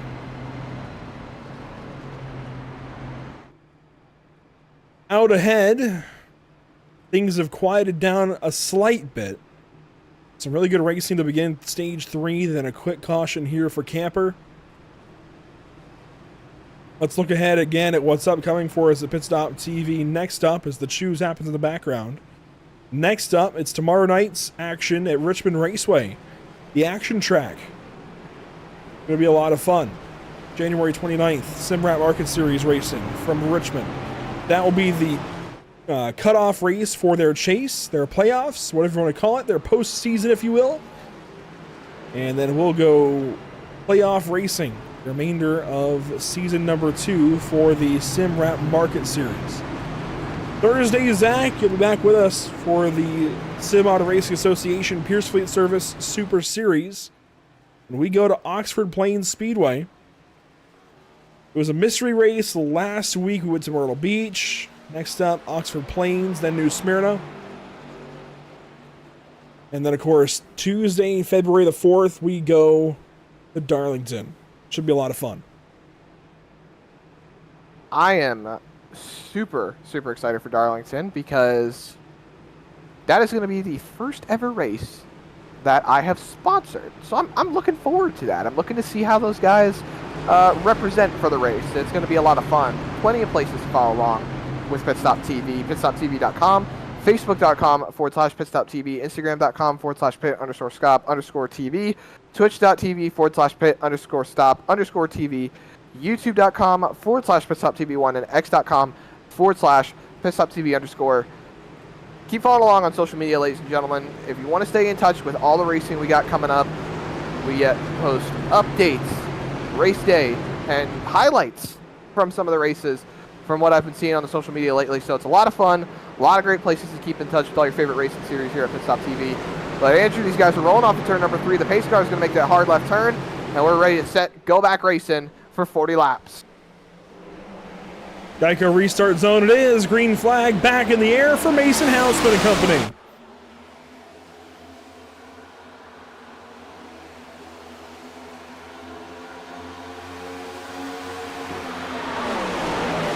We saw Houseman dive down and give his draft to the 8 car of Maddox. Maddox will clear for second. Corbell third. Here comes Stallings. More accurately, here comes Matthew Catania on the outside. Down to the inside is Stallings. He's going to have a good rotation through turn number 2. He's going to draw alongside a little bit more than he was entering the corner. But into 3, this is where that outside line prevails so much. Catania runs way up top. They're going to stay close together coming off of turn number 3. The draft is going to play in the favor of the 18, so Stallings might start dropping back a little bit, but they're going to make contact down the front straightaway. Trying to side draft. Everybody fighting for position here to turn 1. Gray Walker sits in 6th. Buzzio, Pooler, Wood, and Clark your top 10. And Stallings just still trying to get position there on the 18, and he will. He will clear the 18 for position. That is good for 4th. Now it's Adam Buzzio, Carl Pooler, and Johnny Wood Jr. Johnny trying to get back up. One in the wall. Oh, got one car in the wall. Ding. Everybody Staying scatters straight. and we keep it straight. No caution. Keeping it green. Johnny Wood Jr. once again trying to fight his way back up into the top 5. I think Miss Buzzio and Miss Pooler are going to be very happy right now with both of their mans running up inside the top 10 once again. I know they were very happy last week in Chicago to see them having good days, and they're having good days once again. Catania to the inside of Stallings. Stallings at the racetrack hangs on to it though. Lap 63 here of 100. One car got loose there. That was Jason Bottoms, and he is hanging on, riding a bucking Bronco down the back straightaway. Just hangs on and gets back on the racetrack. Ooh, baby. That apron down there is bumping. A lot of very crazy bumps down there. You don't want to go down there. Well, he was able to keep it rolling. Here you see a lap car up in front, I believe that's Dakota Camper. not having a good day after that racing incident. He's going to go one lap down. That's going to deny Isaiah Sutherland the free pass should the next caution come out. So I don't think he's looking too forward to that one. They're rolling up on camper. There you see him pulling out of the way for Mason Hausman. And that is one lap down for the 3 car, who had to also serve a drive-through penalty. The contact between himself and Jason Bottoms. The race up front, though. Corbell. Maddox. Stallings trying to chase down Hausman. Lots of cars tapping the wall back there, Andrew. I think we're seeing walls tapping right now. I mean, wait till we get to Darlington next week. Darlington drives all the way around. Ooh, Stallings gets the wall there. Gray Walker gets the wall again. Here Buzzio comes with the run. Buzzio. And he'll have drafting help.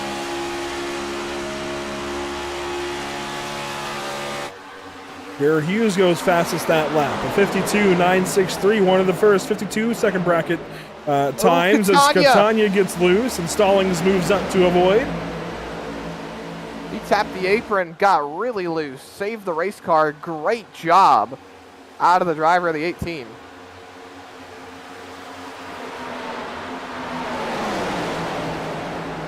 Lap 65 now of 100. This next time by we'll have 35 to go. Coulter Clark in the wall, hangs on to it. Going to be a lot of right side damage for the 54 car. Hangs on to the race car. Bobble a little bit there in turn 3. A little sideways there off the corner. Drops back to 11th.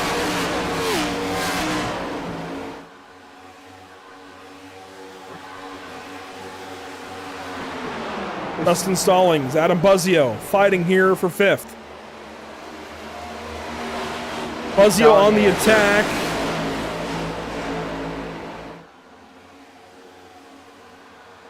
They're scaring me.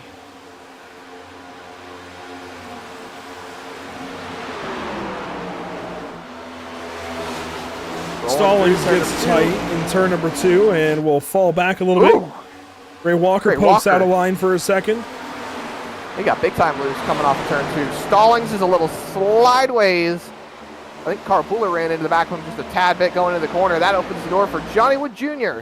to roll on by down the front straightaway. They're not going to have the run formed up. Now they do. Wood drops back further.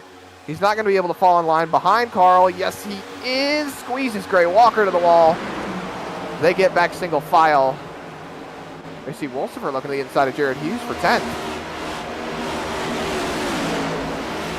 Single file through your top 12 cars, all the way back through Scott Fritz. Coulter Clark now gets in line single file. That's now single file all the way down through your field. Not much happening in the back of the field. Here's Zachary King and Braxton Skinner to turn number 2. This is for 17th spot. Your best fights are out front right now. Stephen Borbell on the back end of Mason Hausman as we approach the 2/3 mark. And to the inside, a run off of 3. Hausman tags the wall. That gives a run to Borbell. He'll lead the lap at the line, but they're side drafting down the front straightaway. Mason Hausman does not want to give it up. And into turn number 1, Borbell. He's going to throw it in there, try to clear that 78 car. He's pushing up the racetrack. That opens the door for Brendan Maddox to start closing up a little bit. Hausman will get the run down the straightaway, and he'll keep that car out in front of the 2. They might still stay side by side going into the tunnel turn. Side by side they stay. Borbell on the inside gets free.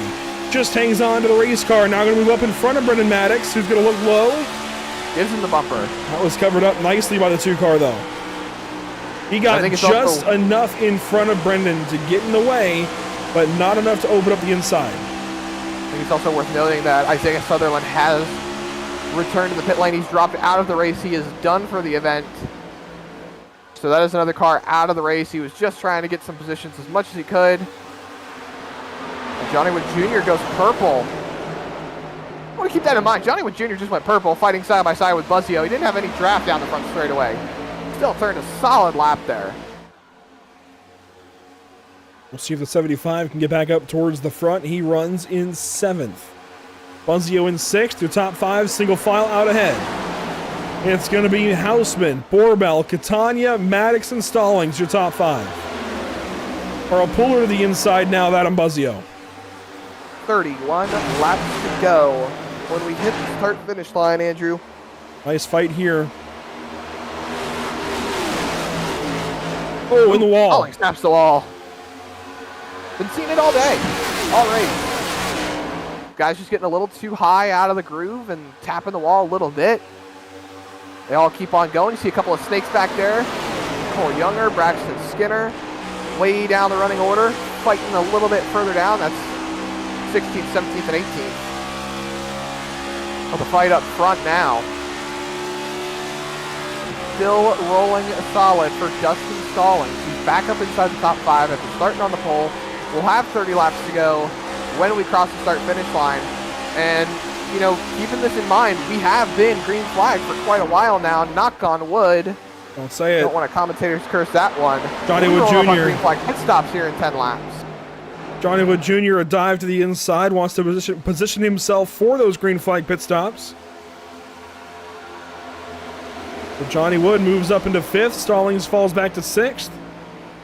Matthew Catania, could he be a threat for the race win? He's been a driver that's had amazing runs lately. He keeps tapping that yellow line though, Andrew. You just saw it. He got free as Borbell is challenging for the race lead once again. We ride on board with the 2 car. He's got a run on Mason Hausman. He's not playing chicken going into the tunnel turn this time. Hausman sends it in equally so. But they give each other enough space. Little bit of contact going down the short chute into turn number 3. That outside line prevailing ever so much here at Pocono Raceway. And it's going to keep Mason Hausman out in front as they roll onto the front straightaway. Hausman stays ahead. Here comes Catania behind. No, here comes Maddox. Catania slipped back. Yeah, I keep telling you, Andrew, he keeps stepping that apron and it's really costing him. Johnny Wood Jr. side by side with Dustin Stallings into the first turn. Adam Buzzio to the inside of the 18. 2 by 2. 4th on back. For about 2 rows.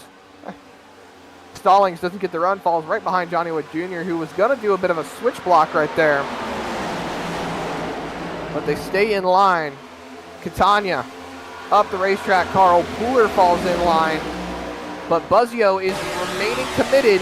He's pinching Pooler to the wall. Carl runs it high. He's going to have the run here on Adam Buzzio to take that spot away. Buzzio slides up. He's not going to be able to fall in line here. Maybe he'll fall in behind the 71. That he will right in front of Gray Walker. So Buzzio loses about 2-3 spots right there over the course of the run. Inside of 30 to go, the pit window has opened up. These guys could pit at any point in time and make it to the end on fuel. I don't know, Andrew. I don't think the short pit's the way to go today. I think you want to wait as long as you can just in case a caution comes out. Here comes Johnny Wood Jr. to the inside of Stephen Borbell for 2nd. I asked the question a little bit ago, can he get back up there? The answer is yes, as Borbell crushes the safety barrier off of turn number 2. Johnny Wood Jr. back up into 2nd. He's going to slide on by the 2 maybe. Stallings way out wide, working the very outside lane. So Maddox tapped the wall right there. Down the front straightaway, the choo-choo train, as some like to refer to it. Single file rolling. You see the pack starting to separate as well. You know, Catania is the back end of this top 6, and then it's a little bit of a separation, about 4/10 to Buzzio, who leads that group of 4 cars. And then you see Jared Hughes. He's going to round out your top 10. He's got Wolsifer right behind him. It's Scott Fritz way back there in the 11th spot. He's got 1 car behind him. That is Jamie Plord. So they're all by their lonesome little selves, and then a lot more separation the further we go down the field. Multiple cars got the wall there off of turn number 2. Borbell free off of turn number 3. He falls back to Wood. Here comes Maddox. Here comes Stallings. A shot there to the 8 car. Whoa. That shoots the 75 out ahead of the 2. And everybody's going to try and get by the 2 car by turn 1. Talk about a big run right there. What a shot to the keister for the 75 and the 8. Stallings is not going to be able to reap the benefits as well. He's going to stay side by side with Borbell, who taps the wall. Now Catania has to figure who he's going to go with. The run forming still up top. Maddox tried to pull the 0 of Stallings. Not going to make any difference either way. Borbell clear of the 0. Falls back in line now. See what happens as we keep on going. 25 laps to go. Buzzio to the inside. We're 3 wide through turn 3.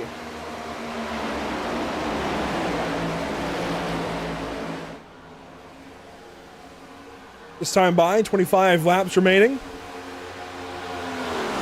Carl Pooler, Gray Walker, Jared Hughes, Richard Wolsifer down to turn 1 here. And cars are pitting. Cole Younger, no, who was that? Coulter Clark. Thank you. Coulter Clark comes in along with the 51 of Zachary King. So it looks like a couple of cars are going for a short pit here. It's going to give them a little bit of gas in case we have one attempt at a green-white checkered, but nothing more really. Going to be 4 tires for Coulter Clark, 4 tires for Zachary King. I don't know, Andrew. We saw Hausman take 2 tires in stage 1, and he was still way good rolling through stage 2. I forgot about that. So, yeah, 4 tires might not be the way to go. They'll roll out of the pit lane here. You see a little smoke on the front straightaway, but we're still single file racing all the way through. Question is, when do we see these guys decide to take it down to the pit lane? There you see Zachary King coming out. He's going to be 1 lap down after Mason Hausman passes him by. But he's got tires now, Andrew. He's going to try to get on by and maybe keep himself in front. You see Johnny Wood Jr. poking out a line. Maddox went with him, but they get back single file. And Zachary King is now in the mix of the battle for the lead.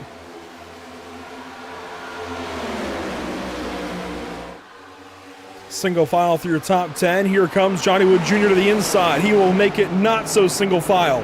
Dives for the race lead there in turn 3. Had it for a moment. Slides back now to turn 3. And Hausman continues to lead on to lap 78. The send on entry into turn 3 is a relatively short-term game. You know, you have the nose in front through the center of the apex, but the rotation on that top line is just all too powerful. Johnny with another run. Is he going to take advantage of it? Yes, he is. Hausman blocking. He gets to the outside now. He gave up the top line. Mason Hausman to the inside in turn number 2. This is going to set up for a run out of 2. Hausman, the arrow wash does not work for him. New race leader. It's Johnny Wood Jr. for the first time today.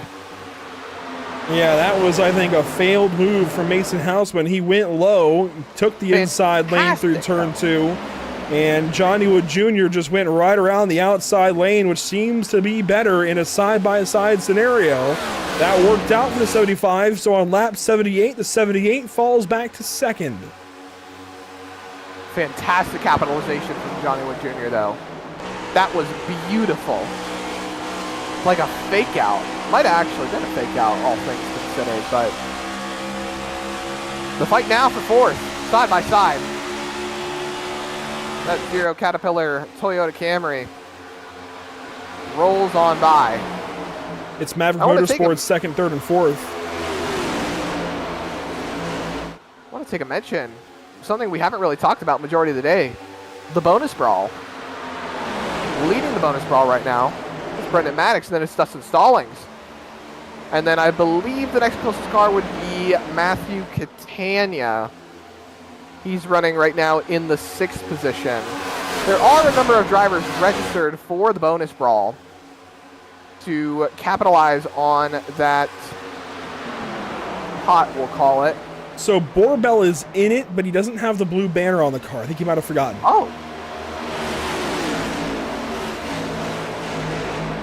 Didn't realize that. He is your bonus brawl winner, or leader, at the moment. After Kansas. It's Borbell, Sutherland, Fritz, Pooler, Buzzio, and Hughes. Your top 5. So Brendan Maddox has 0 points right now, and that would stick him up around where Sutherland is at the moment. That would be second overall. So they've got one more race after this, that being IRP, I believe, for the BRB bonus brawl. And it's going to be exciting to see how it all fares out when it comes to that points total. We'll have updates probably as the season goes on, but right now, the points battle we're focused on is rolling into the playoffs, and Johnny Wood Jr. continues to lead over Hausman. Look at Maddox all the way up the racetrack. Stallings is going to go on by for third here if he can keep that run rolling. Those are teammates. They might cut each other a break. Stallings will cut Maddox a break and fall back in behind the 8 car. Remember, Stallings has got that Nashville win, so Maverick Motorsports could be on the agenda of getting the 8 car to victory lane this evening. With Mason Hausman sitting in the second spot, I wouldn't be too sure on that one, but hey. He's come out and said before that his goal has been to get his other drivers to victory lane. It might not be in formation right now because he's got to go out and get the 75 car, but the agenda, overall agenda, could be to get the 8 car to victory lane. One car leaving the pit lane, that's going to be the 07. That's Josh Anderson entering the pit lane back there. Fight for the race lead. Hausman to the inside of the 75. He's going to pull up, try to side draft best he can. Not go for the hook, which is one thing we've seen all too common. He's got a huge run. Maddox trying to figure out who he wants to stick with. Oh, wow. Muscles on by. He fed Johnny Wood the right rear. What a race we're seeing up front from these guys. Pit stops going to be underway here, though. These guys are nearing the end of that fuel window. You see Maddox and Stallings have been running the top. Stallings hits the wall hard.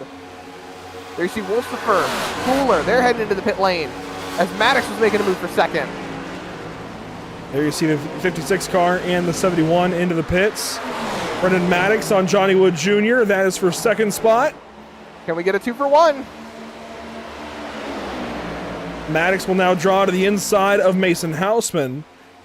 So what does Johnny Wood Jr. do? He stays in behind the 78 car and drafts right back on by the 8. Ooh, he thought about poking out a line right there. You saw it going into 2. Bit of a shallower entry into turn number 2. Stallings almost grabs the wall. It's going to give an open opportunity for Borbell going into turn number 3. This top 5, they've just been fighting it out the entire time. It's been an all-out slugfest. Here comes Johnny Wood Jr. to the pit lane. He's going to pit by himself. That's not good. I don't know. That's going to put him on new tires. These guys have fallen off about a second or so. But they're running 54s. That's all right. He should find some company to get in line with. We'll see what happens for him. He's got nobody pitting with him, but he should find company to rejoin with. Easy into the box this time as one other car heads to the pit lane behind him. And we'll see if these guys respond. 1, 2, 3. I assume they'll all pit together. Just to see how it all works itself out. Well, you say that, but that could actually complicate things. 3 cars on top of each other pitting all at once could be difficult to deal with. There you go. All 4. Everybody coming in here. Bringing in another 3 cars behind them. This was the extent of their run, 32 laps. That's exactly what they were looking for. On the money. Cole Lewis getting out of the pit lane.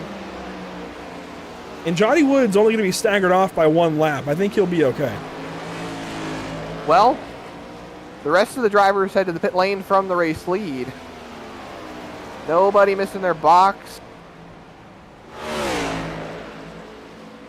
Rolling solid, Braxton Skinner, your race leader. He started way down the running order, Andrew. These are going to be the first laps he's led all day. Cody Dorsey's behind him, Dakota Bly right behind him. So these are the top 3 that have not pitted yet. And Johnny Wood Jr. is wrapping out of 3. He's past Maddox. He might be able to get past Hausman here, looking at the ticker. He's right behind Mason Hausman. Just the race off the pit lane and for the win. Oh, baby. Got a massive run. Backs out of it. But now there's no help from behind. There you see Maddox and Stallings just out of camera shot. there's no help. And somehow, Boorbell lost a lot of ground to these guys. I mean, 5 seconds overall to Hausman.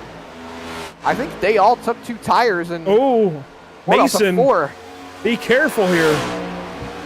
Went down the racetrack and endured the 75 of Johnny Wood Jr. as they battle now with 15 laps to go. Braxton Skinner stays on the racetrack. He pitted on the most recent caution along with Dorsey and Bly. But the fight for the win between these two, Johnny Wood Jr. has the run out of turn 1. He gets the position for now.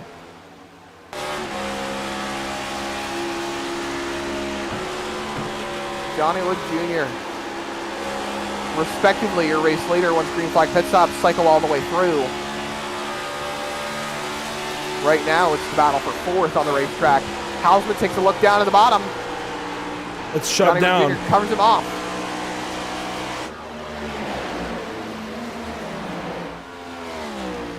So down the front stretch we go, drafting in line here. Can Maddox and Stallings catch back up to these two maybe? And make it a 4-car race. Way too far back to catch the draft. They just got to stay for now together. These two racing, you said it yourself, Zach. You get side by side, you slow each other down. These guys racing like this could bring the 8 and the 0 back into it. Side by side we go. Down the Long Pond straightaway. Mason Hausman on the inside. Johnny Wood Jr. on the outside. 14 laps to go the last time by, and more right rear is fed to that 75 car. Mason said, "You will eat this and you will like it." He gets on by him, just muscling on through. Maddox is closed in about 2/10. So he's about within that second of a range that he can start picking up the draft. There you see one car head to the pit lane. Johnny Wood Jr. grabs the wall a little bit. If he was smart, now, I mean, I'm not doubting Johnny Wood Jr., but if he wants to play a smart move, back up to Maddox, back up to him, and pull those 3 up to Hausman. Get yourself one heck of a run on that sitting duck of a race car. It would be a beneficial move. Now, obviously, you're going to be working a downhill battle because you've got Mason Hausman's 2 teammates right behind, and they're not going to be particularly inclined to work with you. But it is worth a shot because even if you can't stay in front of them, you can always fall in right behind, and 3 cars will still work their way back to the front.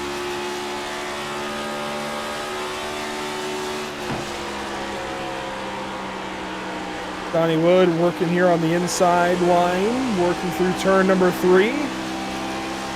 Tracks out a little bit wide, but that's okay. Cody Dorsey pitted. Dorsey stays out. Braxton Skinner pitted, you're right. Dakota Bly pitted. And this now puts these two into 2nd and 3rd. Dorsey still on the racetrack, leading a lap here. There he is. Started 1 spot up on Braxton Skinner. Hasn't really led any laps today, so this will be the first laps he's led. We see lap traffic up in front. Johnny Wood Jr. gets the spot here off of Mason Hausman.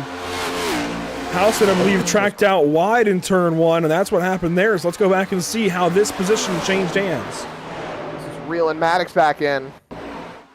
Bringing Maddox and Stallings back into the fight. Yeah, Mason got the wall there off of turn 1. That brought the 75 right up to him.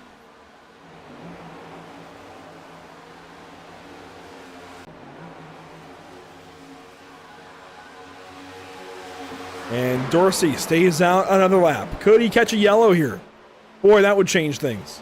Here's the smart move that I was talking about. Hausman backed up a little bit. Then again, he might have lost the ground. We were looking at the replay, so can't necessarily tell, but he's staying in the draft with Johnny Wood Jr. I can't tell if he just lost the ground or if he's backing up, but I would assume that he would want his teammates to catch the draft, allow them to catch back up and put themselves back into the mix. Only about 6/10 separated between Maddox and Hausman. While they race a little back further through the field. While they race up front, we'll drop back here to Evan Matinko, Scott Fritz, Adam Buzzio, and Jared Hughes. This is 9th on back, 9th through 12th. Tinko spun not too long ago, Andrew. He's one of the more recent cautions that we've had in this race as we've just crossed 10 laps to go. Now he's up here fighting for top 10 after the fuel strategy he's pulling. You see Buzzio with a big send to the bottom to pull up onto the top 10 and take it out of Scott Fritz's hands. He's going to just get clear. Fritz falls in line, gives him the bumper, backs off a little bit. That's Adam Buzzio to the top 10. You see Jared Hughes looking the inside now. The 48 car going to take 11 spot away, so the 48 losing 2 spots in the span of the straightaway.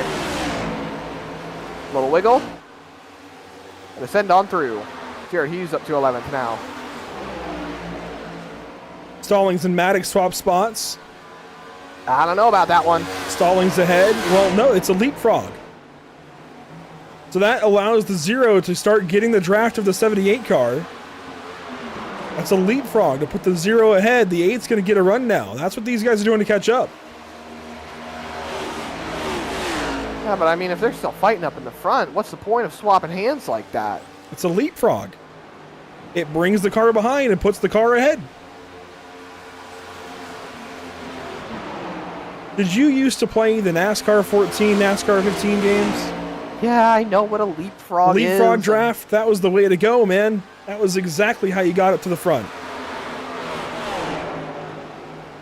Well, they're still separated by about 0.6 of a second.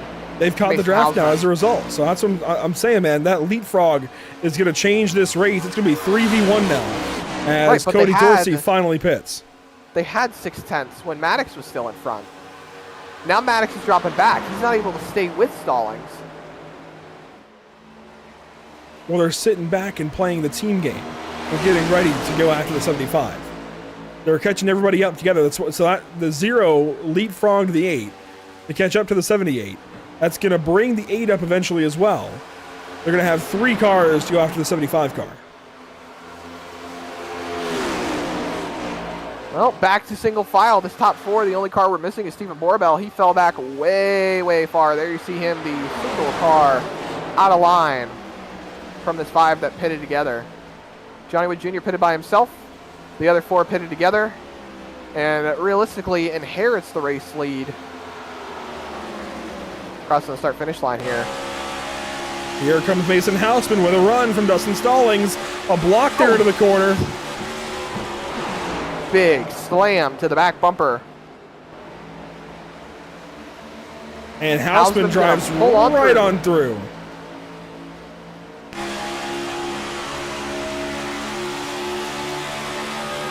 Mason Houseman to the point, going to bring Dustin Stallings along with Johnny Wood Jr. on the outside, trying to hold the 0 car down. There's contact made. And Stallings goes by.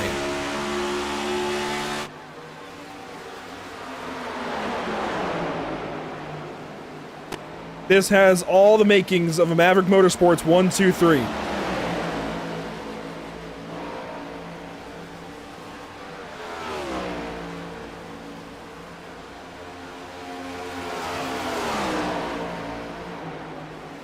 Side by side for second. The Mason Houseman effect has been unreal to watch this season. Now, I don't mean any disrespect to Dustin Stallings or Brendan Maddox, but they have absolutely soared as a result of being teammates with Mason Houseman. And Houseman decided that sometimes they help him. But the Mason Houseman effect, from Houseman running with Limitless Esports last season and elevating that team, and now joining Maverick Motorsports and this Toyota team, elevating them, they might go 1, 2, 3 here at Pocono Raceway, where it is oh so difficult to do that. The Mason Houseman effect is huge. Look at Limitless Esports. Yes, they're running the top 10 today. And Johnny Wood Jr. has been their shining star. But that's just it. He's been their shining star. He has stepped into the shoes of Mason Houseman over at that team and has been their shining star at Limitless this season. He runs second, now third. Well, third, now second. One of the two. But the rest of the team runs 6th and 7th, and that's a good day for them. They have had a struggle here in Season 3, and it's not been their fault. They've had a lot of bad luck. But this Mason Houseman effect at Maverick Motorsports is just incredible. Well, now he just needs to hang on. Whoa. Was that a shot or was that a downshift? I have no clue, but he just got way out of line. Contact with Stallings. Stallings in the wall now. This is allowing Hausman to drive away from these guys. Oh my goodness, that could have been way worse than it was. Oh, Lord.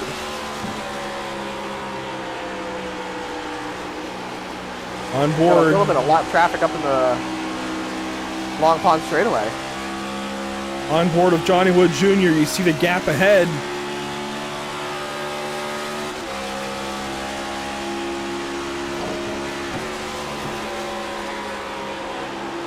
Gonna be 3 laps to go.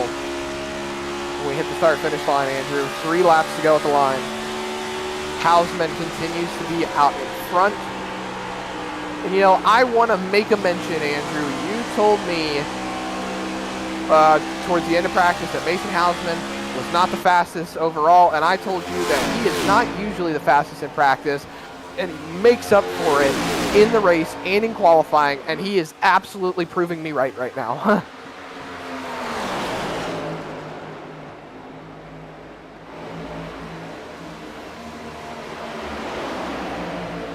Bit of a timing and scoring glitch. We'll keep working with it, but you're not getting live deltas there on the ticker, and that will be updated at this flag stand each lap. So that has changed a little bit. 2.5 laps to go as we work into the sunset here at Pocono Raceway. And you're right, I mentioned Mason Hausman was not the fastest in practice. Thought maybe it would be a race where we saw somebody else soar ahead. And in qualifying, at least, his teammate, Dustin Stallings, who was fastest in practice, was fastest in qualifying as well. Thought maybe this would be a more wide-open day, but Mason Hausman has absolutely shown up and shut that down. 31 laps led now as we work lap 99 of 100. There's some silliness in the background. Drivers racing and getting loose off of turn 3. But up front, it's all car 78. He's just got to hang on to it for a little bit longer. You see Jason Bottoms getting ready to go a lap down. Matthew Catania, he was up towards the front. Now he's in 23rd. He's at risk going a lap down. Really surprised to see that 18 car down in the 23rd spot. You see Jason Bottoms is going to move out of the way. And now is your last chance, ladies and gentlemen. If you want a caution, you want to see this race get bunched up, it's got to happen now. Mason Hausman's going to round through turn number 3. It's going to be Johnny Wood Jr. on his back bumper, though. To the start-finish line, Barney the flagman has it in hand. It's the white flag presented by Whiplash Sim Cams. 1 lap to go here at Pocono Raceway, Andrew. They're still single file as they head off into turn number 1. Now about 2 miles to go. This is the final lap here at Pocono Raceway. Mason Hausman blocks down to the inside. Johnny Wood Jr. looks up. Now he looks low. Big fake. That's worked out well these last few battles, and Johnny Wood Jr. sends it on into turn number 2. Moves the 78 out of the way. Here comes Dustin Stallings. He's going to make it 3 wide going into turn number 3. Maddox might sit there. He's going to push the 78 through the corner. Johnny Wood Jr. gives a shot to the 0. They're going to roll through 3 wide again. Hausman around the outside. Here they come to the flag stand. It's going to be a drag race to the stripe. Who is going to win it? To the stripe at Pocono. Stallings is going to win. What a race to the line. 27 1,000ths of a second between Stallings and Hausman. Less than a 1/10 of a second between the top 3. They put on an absolute show for this race win. Dustin Stallings is going to win now his 2nd race on the season. What a finish. That was dead even at the stripe almost. Johnny Wood Jr. had a shot at it. I'm sure he's not going to be happy with the block into turn 2, but that's racing here at Pocono. And it's a Maverick Motorsports 1, 3, and 4. I think. My timing and scoring is a little bit outdated right now. It's a 1, 2, 3 finish for Maverick Motorsports. Is it really a 1, 2, 3? My timing and scoring is updating finally, and you're right. It is a 1, 2, 3. Wow. What a race. Johnny Wood Jr. took the lead away going into turn number 2. He had it for all of about a few seconds, and Dustin Stallings was sitting on the pole for this race. He fell back in the early stages. He lost a lot of ground, wasn't able to get it back, and as the race went on, he had a battle of attrition to keep himself in contention for this race, and it's win number 2 on the season for that Zero car. And Maverick Motorsports, I said it before, I said it in Chicago, when these guys win, they celebrate as a team, and I love it for this organization. They have an absolute blast with all of their drivers. 3 straight wins for that team. 2 for Stallings, 1 for Houseman. Nashville, Chicago, and Pocono.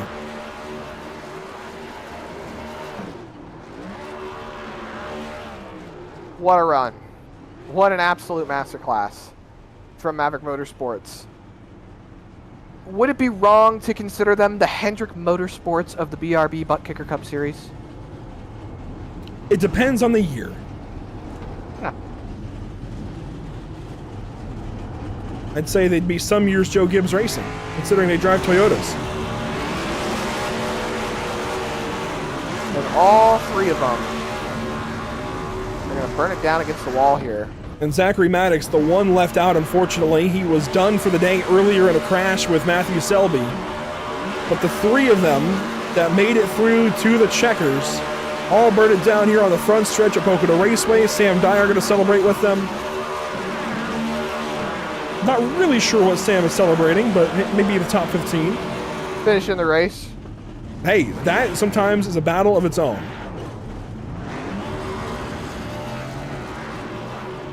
See the sunset behind turn number 3. It is a win for car number 0.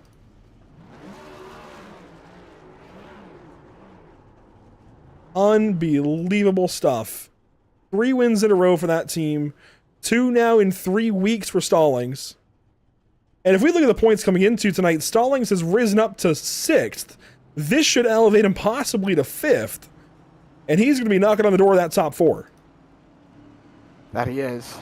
It's going to be a big point shakeup. Let's get ready to look through your unofficial race results. As they continue to celebrate here at Pocono Raceway, let's go back and look through your top 10 in your unofficial race results. Dustin Stallings, Mason Houseman, Brendan Maddox, Johnny Wood Jr., your top 4. They all raced to the stripe in that amazing fashion. There you see it in the background. And it was a drag race off the corner. Stallings got back to power soonest and beat out his teammate to the stripe. That was impressive stuff. Johnny Wood Jr. comes home 4th. Stephen Borbell 5th. And that's why, actually, I didn't even see that live. You see Houseman get the wall off the corner. That is exactly why Stallings got back to the stripe first. And Dustin Stallings wins this thing by 27 one-thousandths of a second. Basically an engine bay across the stripe. Stephen Borbell 5th, Adam Buzzio 6th, Jared Hughes, Carl Pooler, Richard Wolfsburg, Evan Patinko nails the top 10 this evening. What a day at the office, though, for that top 3.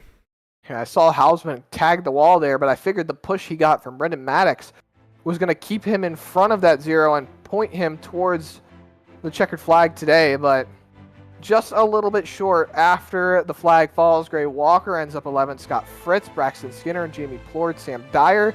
They're going to end up in the top 15 spots of 11th, 12th, 13th, 14th, and 15th position. A lot of them having good days. Braxton Skinner started 30th on the day, so up about 17 spots. That's really not bad for that 33 car. Cole Younger and Eric Jensen, they're going to end up 16th and 17th, and then Zachary King ends up 18th after all things are said and done.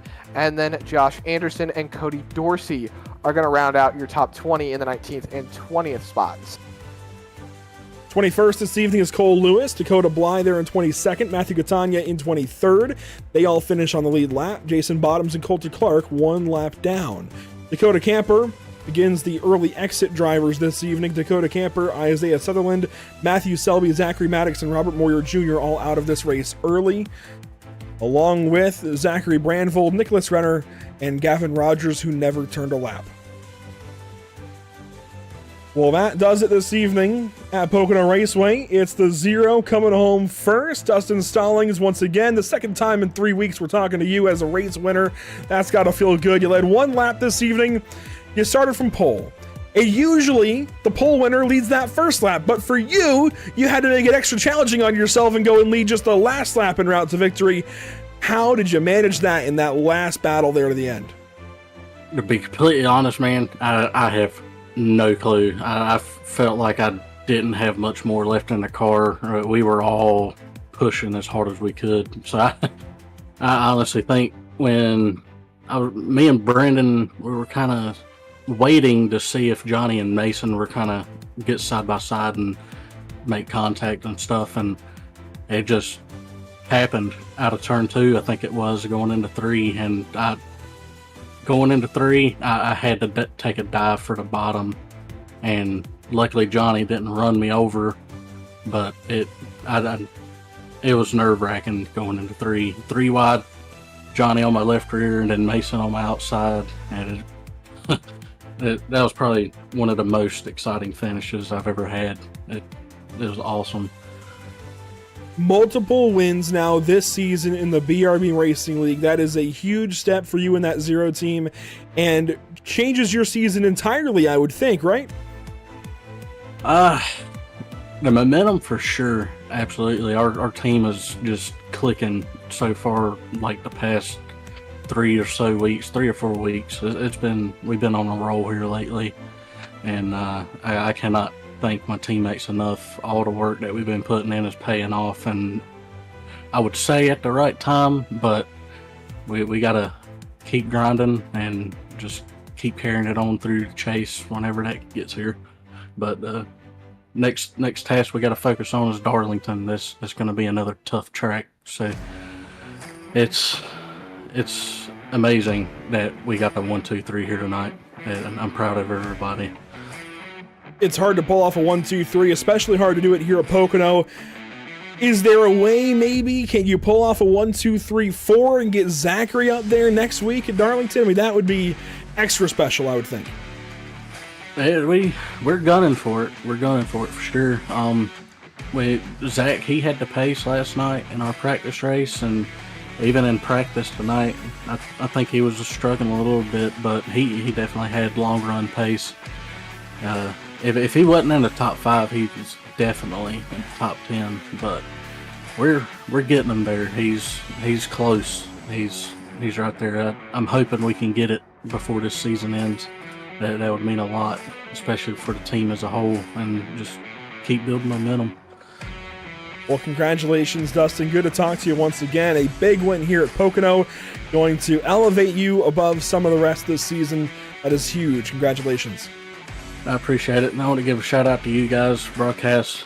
Y'all do a great job. I love going back and watching these races. I can't wait to go back and watch this finish.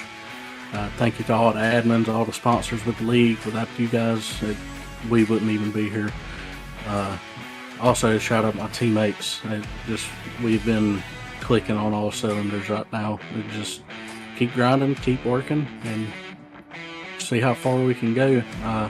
Also, shout out to Johnny and Brendan there at the end, the whole top 5. That whole third stage was fun. The green flag stop, it was just absolutely fun. I loved it. A bunch of fun racing there to the end. 1 lap led for your pole sitter. It's the final lap. Dustin Stallings wins at Pocono. And Zach, that means we'll be talking to second place this evening, Mason Hausman. For a while, it looked like it was his day, but he comes up 1 spot shy when it all comes down to the end. Now, I thought for a second there that you were going to be talking to Mr. Mason Hausman, but when the day is over and the checkered flag drops, it's just about an engine bay short for the 78 car, Mason Hausman. Man, you had it there, but it was a slugfest on that last lap. Got to tell me, what are your thoughts after the checkered flag has fallen? Well, first of all, good race win for Dustin. Good racing with both Brendan, Dustin, and Johnny. You know, me and Johnny were giving each other slugs, I think, for the last 10 laps. You know, it was super fun. I'm pretty sure it was good to watch for you guys. But no, I'm out of breath. What question did you ask? just trying to see what your thoughts were really after that finish right there, because we thought you were going to win that race. You tagged the wall a little bit right at the end, and you just ended up coming a little bit short. I mean, I figured that push from Brendan Maddox was going to be able to help you get across that line. I totally thought that I was going to be able to get him, but I think the push there irritated the car a little bit, and it got a little loose. And then I was lucky enough to save it, because I thought I was going around there for a second. But, you know, I didn't realize how close it was until I watched it back, and woo, the top 4 being within almost a tenth of each other. So that was a heck of a finish. Absolutely, it was. We were sitting here just having an absolute ball over it. Timing and scoring had to take its sweet time there for a minute just to kind of let us know how it all got scored and situated.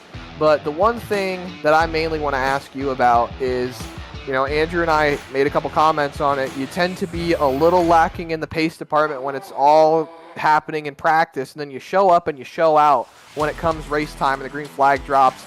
Is there something you're doing in practice you're just not letting us in on, because all of a sudden the pace just changes out of nowhere? Well, most of the time I'm doing more race-wise running, trying to see what's the better line on the heat, because, you know, earlier the track was pretty hot, so I just wanted to get a run with it. I think I got like a 5-lap run down just to see what it felt like, made sure I got behind a couple of cars. But another thing is I really don't want to show people what line I'm running. A lot of people I know, when they want to learn off someone, I mean, this is like in real life racing too, they watch the Delta, they watch all of the graphics of the car, make sure that they're running the same stuff that the other person's running that's faster. So a lot of it's just trying to keep a secret on what line I'm running. You know, Dustin and Brennan, we all practiced together the entire time, so we all had the same line, so we were kind of all doing the same thing. And then when it came to, like, I don't know, like 8 more minutes into the session, that's when I started practicing my qualifying. Because at that time, people were taking their restroom breaks and making sure that they're all ready and they're on the track trying to get their tire runs. So yeah, it's just kind of, I'm harboring back of what the car's pace is. So, well, there you have it. Mason Hausman, not trying to give away trade secrets. I like it. Keeping himself fast and keeping others in the dark. That's how you win races. Well, congratulations on your second place finish. Like, again, like we said, we thought you were going to win this race, but all things considered, still a great race. We look forward to seeing you at Darlington, man. Congrats again. Yes, thank you, and I want to say thank you, obviously, to the admins. You know, they put on a heck of a show tonight. I'm glad that they picked this track because it was really fun. Big congrats to Dustin, and a huge congrats to the team. I know Zach had a rough incident there with Selby, so sad for him, but a good 1, 2, 3 for the team. I want to thank you guys. You know, you guys put on a great product, and you know, you're the best broadcast team out there, and you help us put out our product. And for the fans out there, we always appreciate you guys watching us. And I want to say thank you to Rev. You know, he had a couple of tough incidents that he had to figure out tonight, and that whole race control team. I think Gavin and both Nick were in there after Nick wrecked out. So I want to say big thanks to those guys, and yeah. Absolutely. Well, congratulations again, Mason. You did a great job, and we look forward to having you and your team showing up and showing out once again at Darlington next week. Yes, thank you, boys. That was Mason Hausman, Andrew, your second place finisher, and then coming up a little bit short as well at the end of the day, it's going to be Brendan Maddox. Brendan Maddox comes home third place this evening in a 1-2-3 finish for Maverick Motorsports. That's got to feel pretty good, but what about for you? I mean, you're still trying to get that race win this season. You got the stage win earlier this evening. When is that win coming? Oh, it's coming, man. I think we're just building momentum here as a team. Obviously, super proud of the team for the 1-2-3 finish. I thought I was out of it coming into turn 1, so I just gassed up early and gave Dustin the best shove I could off of 1 and slammed myself into the wall. I didn't even expect to be up there for a third place pushing like that. So, but I knew Dustin had the pace to get up there. He just had to get a bit of a shot there. I like just super proud of the team effort.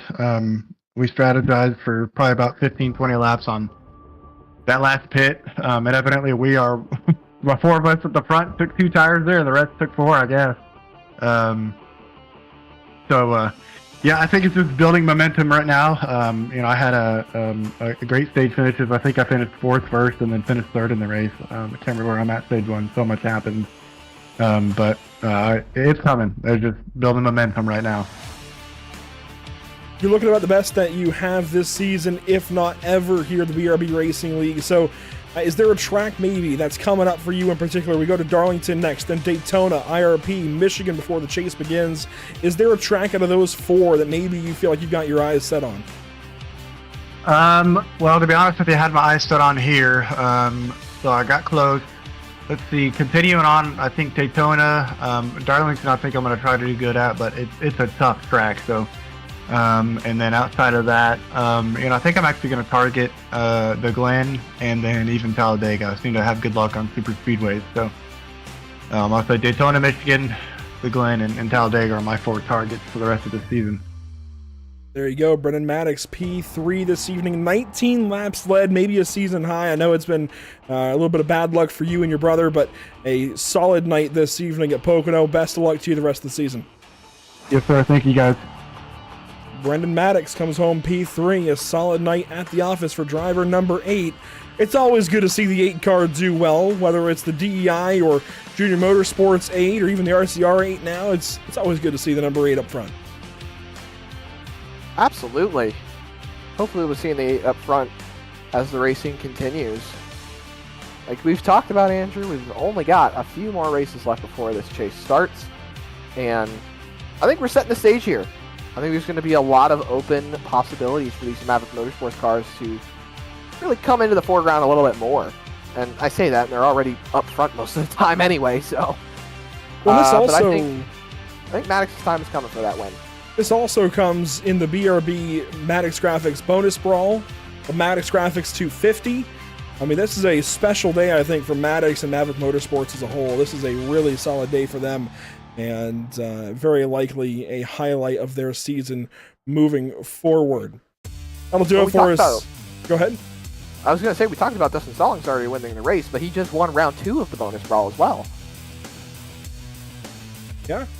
That's a huge day for him. And when you go back to the standings for the Bonus Brawl, it's going to change, actually. Borbell is going to be on top with 18 points. I think they're updating it right now, actually, so it's a little behind. But we will wait on that to be fully updated. I think Richard is in the middle of updating it right now. So, I think he actually just completed the update. It says updated BRB Bonus Brawl powered by Maverick. If you look through it though, it's all out of whack. Yeah, nope. I can see that right now. They're so they have the points registered. They just don't have the overall standings completely registered. So well, even those totals I don't think are correct. Yeah. So they're working on it in the background. That's okay. We'll recap it at IRP here in a few weeks, but that'll do it for us this evening as far as on-track stuff here at Pocono Raceway. Next up for us with the channel, we go to Richmond tomorrow night for the Simrat Market Series. We've been over this a couple of times. We'll save you the boring details. Richmond Wednesday, Oxford Plains Thursday, then Darlington on Tuesday with a variety of series here on Pit Stop TV. And it's all coming at you on the social media links down below. Absolutely. PitStopTV.com, Facebook.com/PitStopTV, Instagram.com/pit_stop_TV, Twitch.tv/pit_stop_TV, YouTube.com/PitStopTV1, and X.com/PitStopTV_. And I gotta say, this has been one heck of a Pocono race. And as much as I love Pocono, as much as it's one of my favorite tracks on the schedule, I'm ready to be done with Pocono. It's been a week of Pocono for us here at Pit Stop TV. A lot of Pocono racing. We had it Wednesday last week. We have it Tuesday this week. Pocono's a good track, though. Had a lot of fun this evening. It's a unique track. It's just so different from anything else we'd see. It is just a bunch of fun. We like Pocono for sure. Here's a look at the schedule moving forward. We talked about it already. Darlington next, then Daytona, IRP, and Michigan for the balance of the regular season. Then we move into the chase with St. Louis, Watkins Glen, Talladega, Rockingham, and Miami. And that'll do it for us this season in the BRB Racing League, the BRB Buttkicker Cup Series. Thanks for tuning in this evening. Zach, any final thoughts here before we leave Pocono? Bring on Darlington, baby. There you go. Short, simple, to the point. I like it. Bring on Darlington. Well, hopefully you join us for Richmond tomorrow night for the SimRat Market Series. Otherwise, we'll see you all next time. A big thank you to the partners with the series, the Buttkicker, Ascendance Trucks, Ideally, Sundance Pizza, and so many more here at the channel. Whiplash SimCams, ATVO, CC's Business, and Cody Williams Design. That'll do it for us once again. We'll see you all next time here at Pits.tv.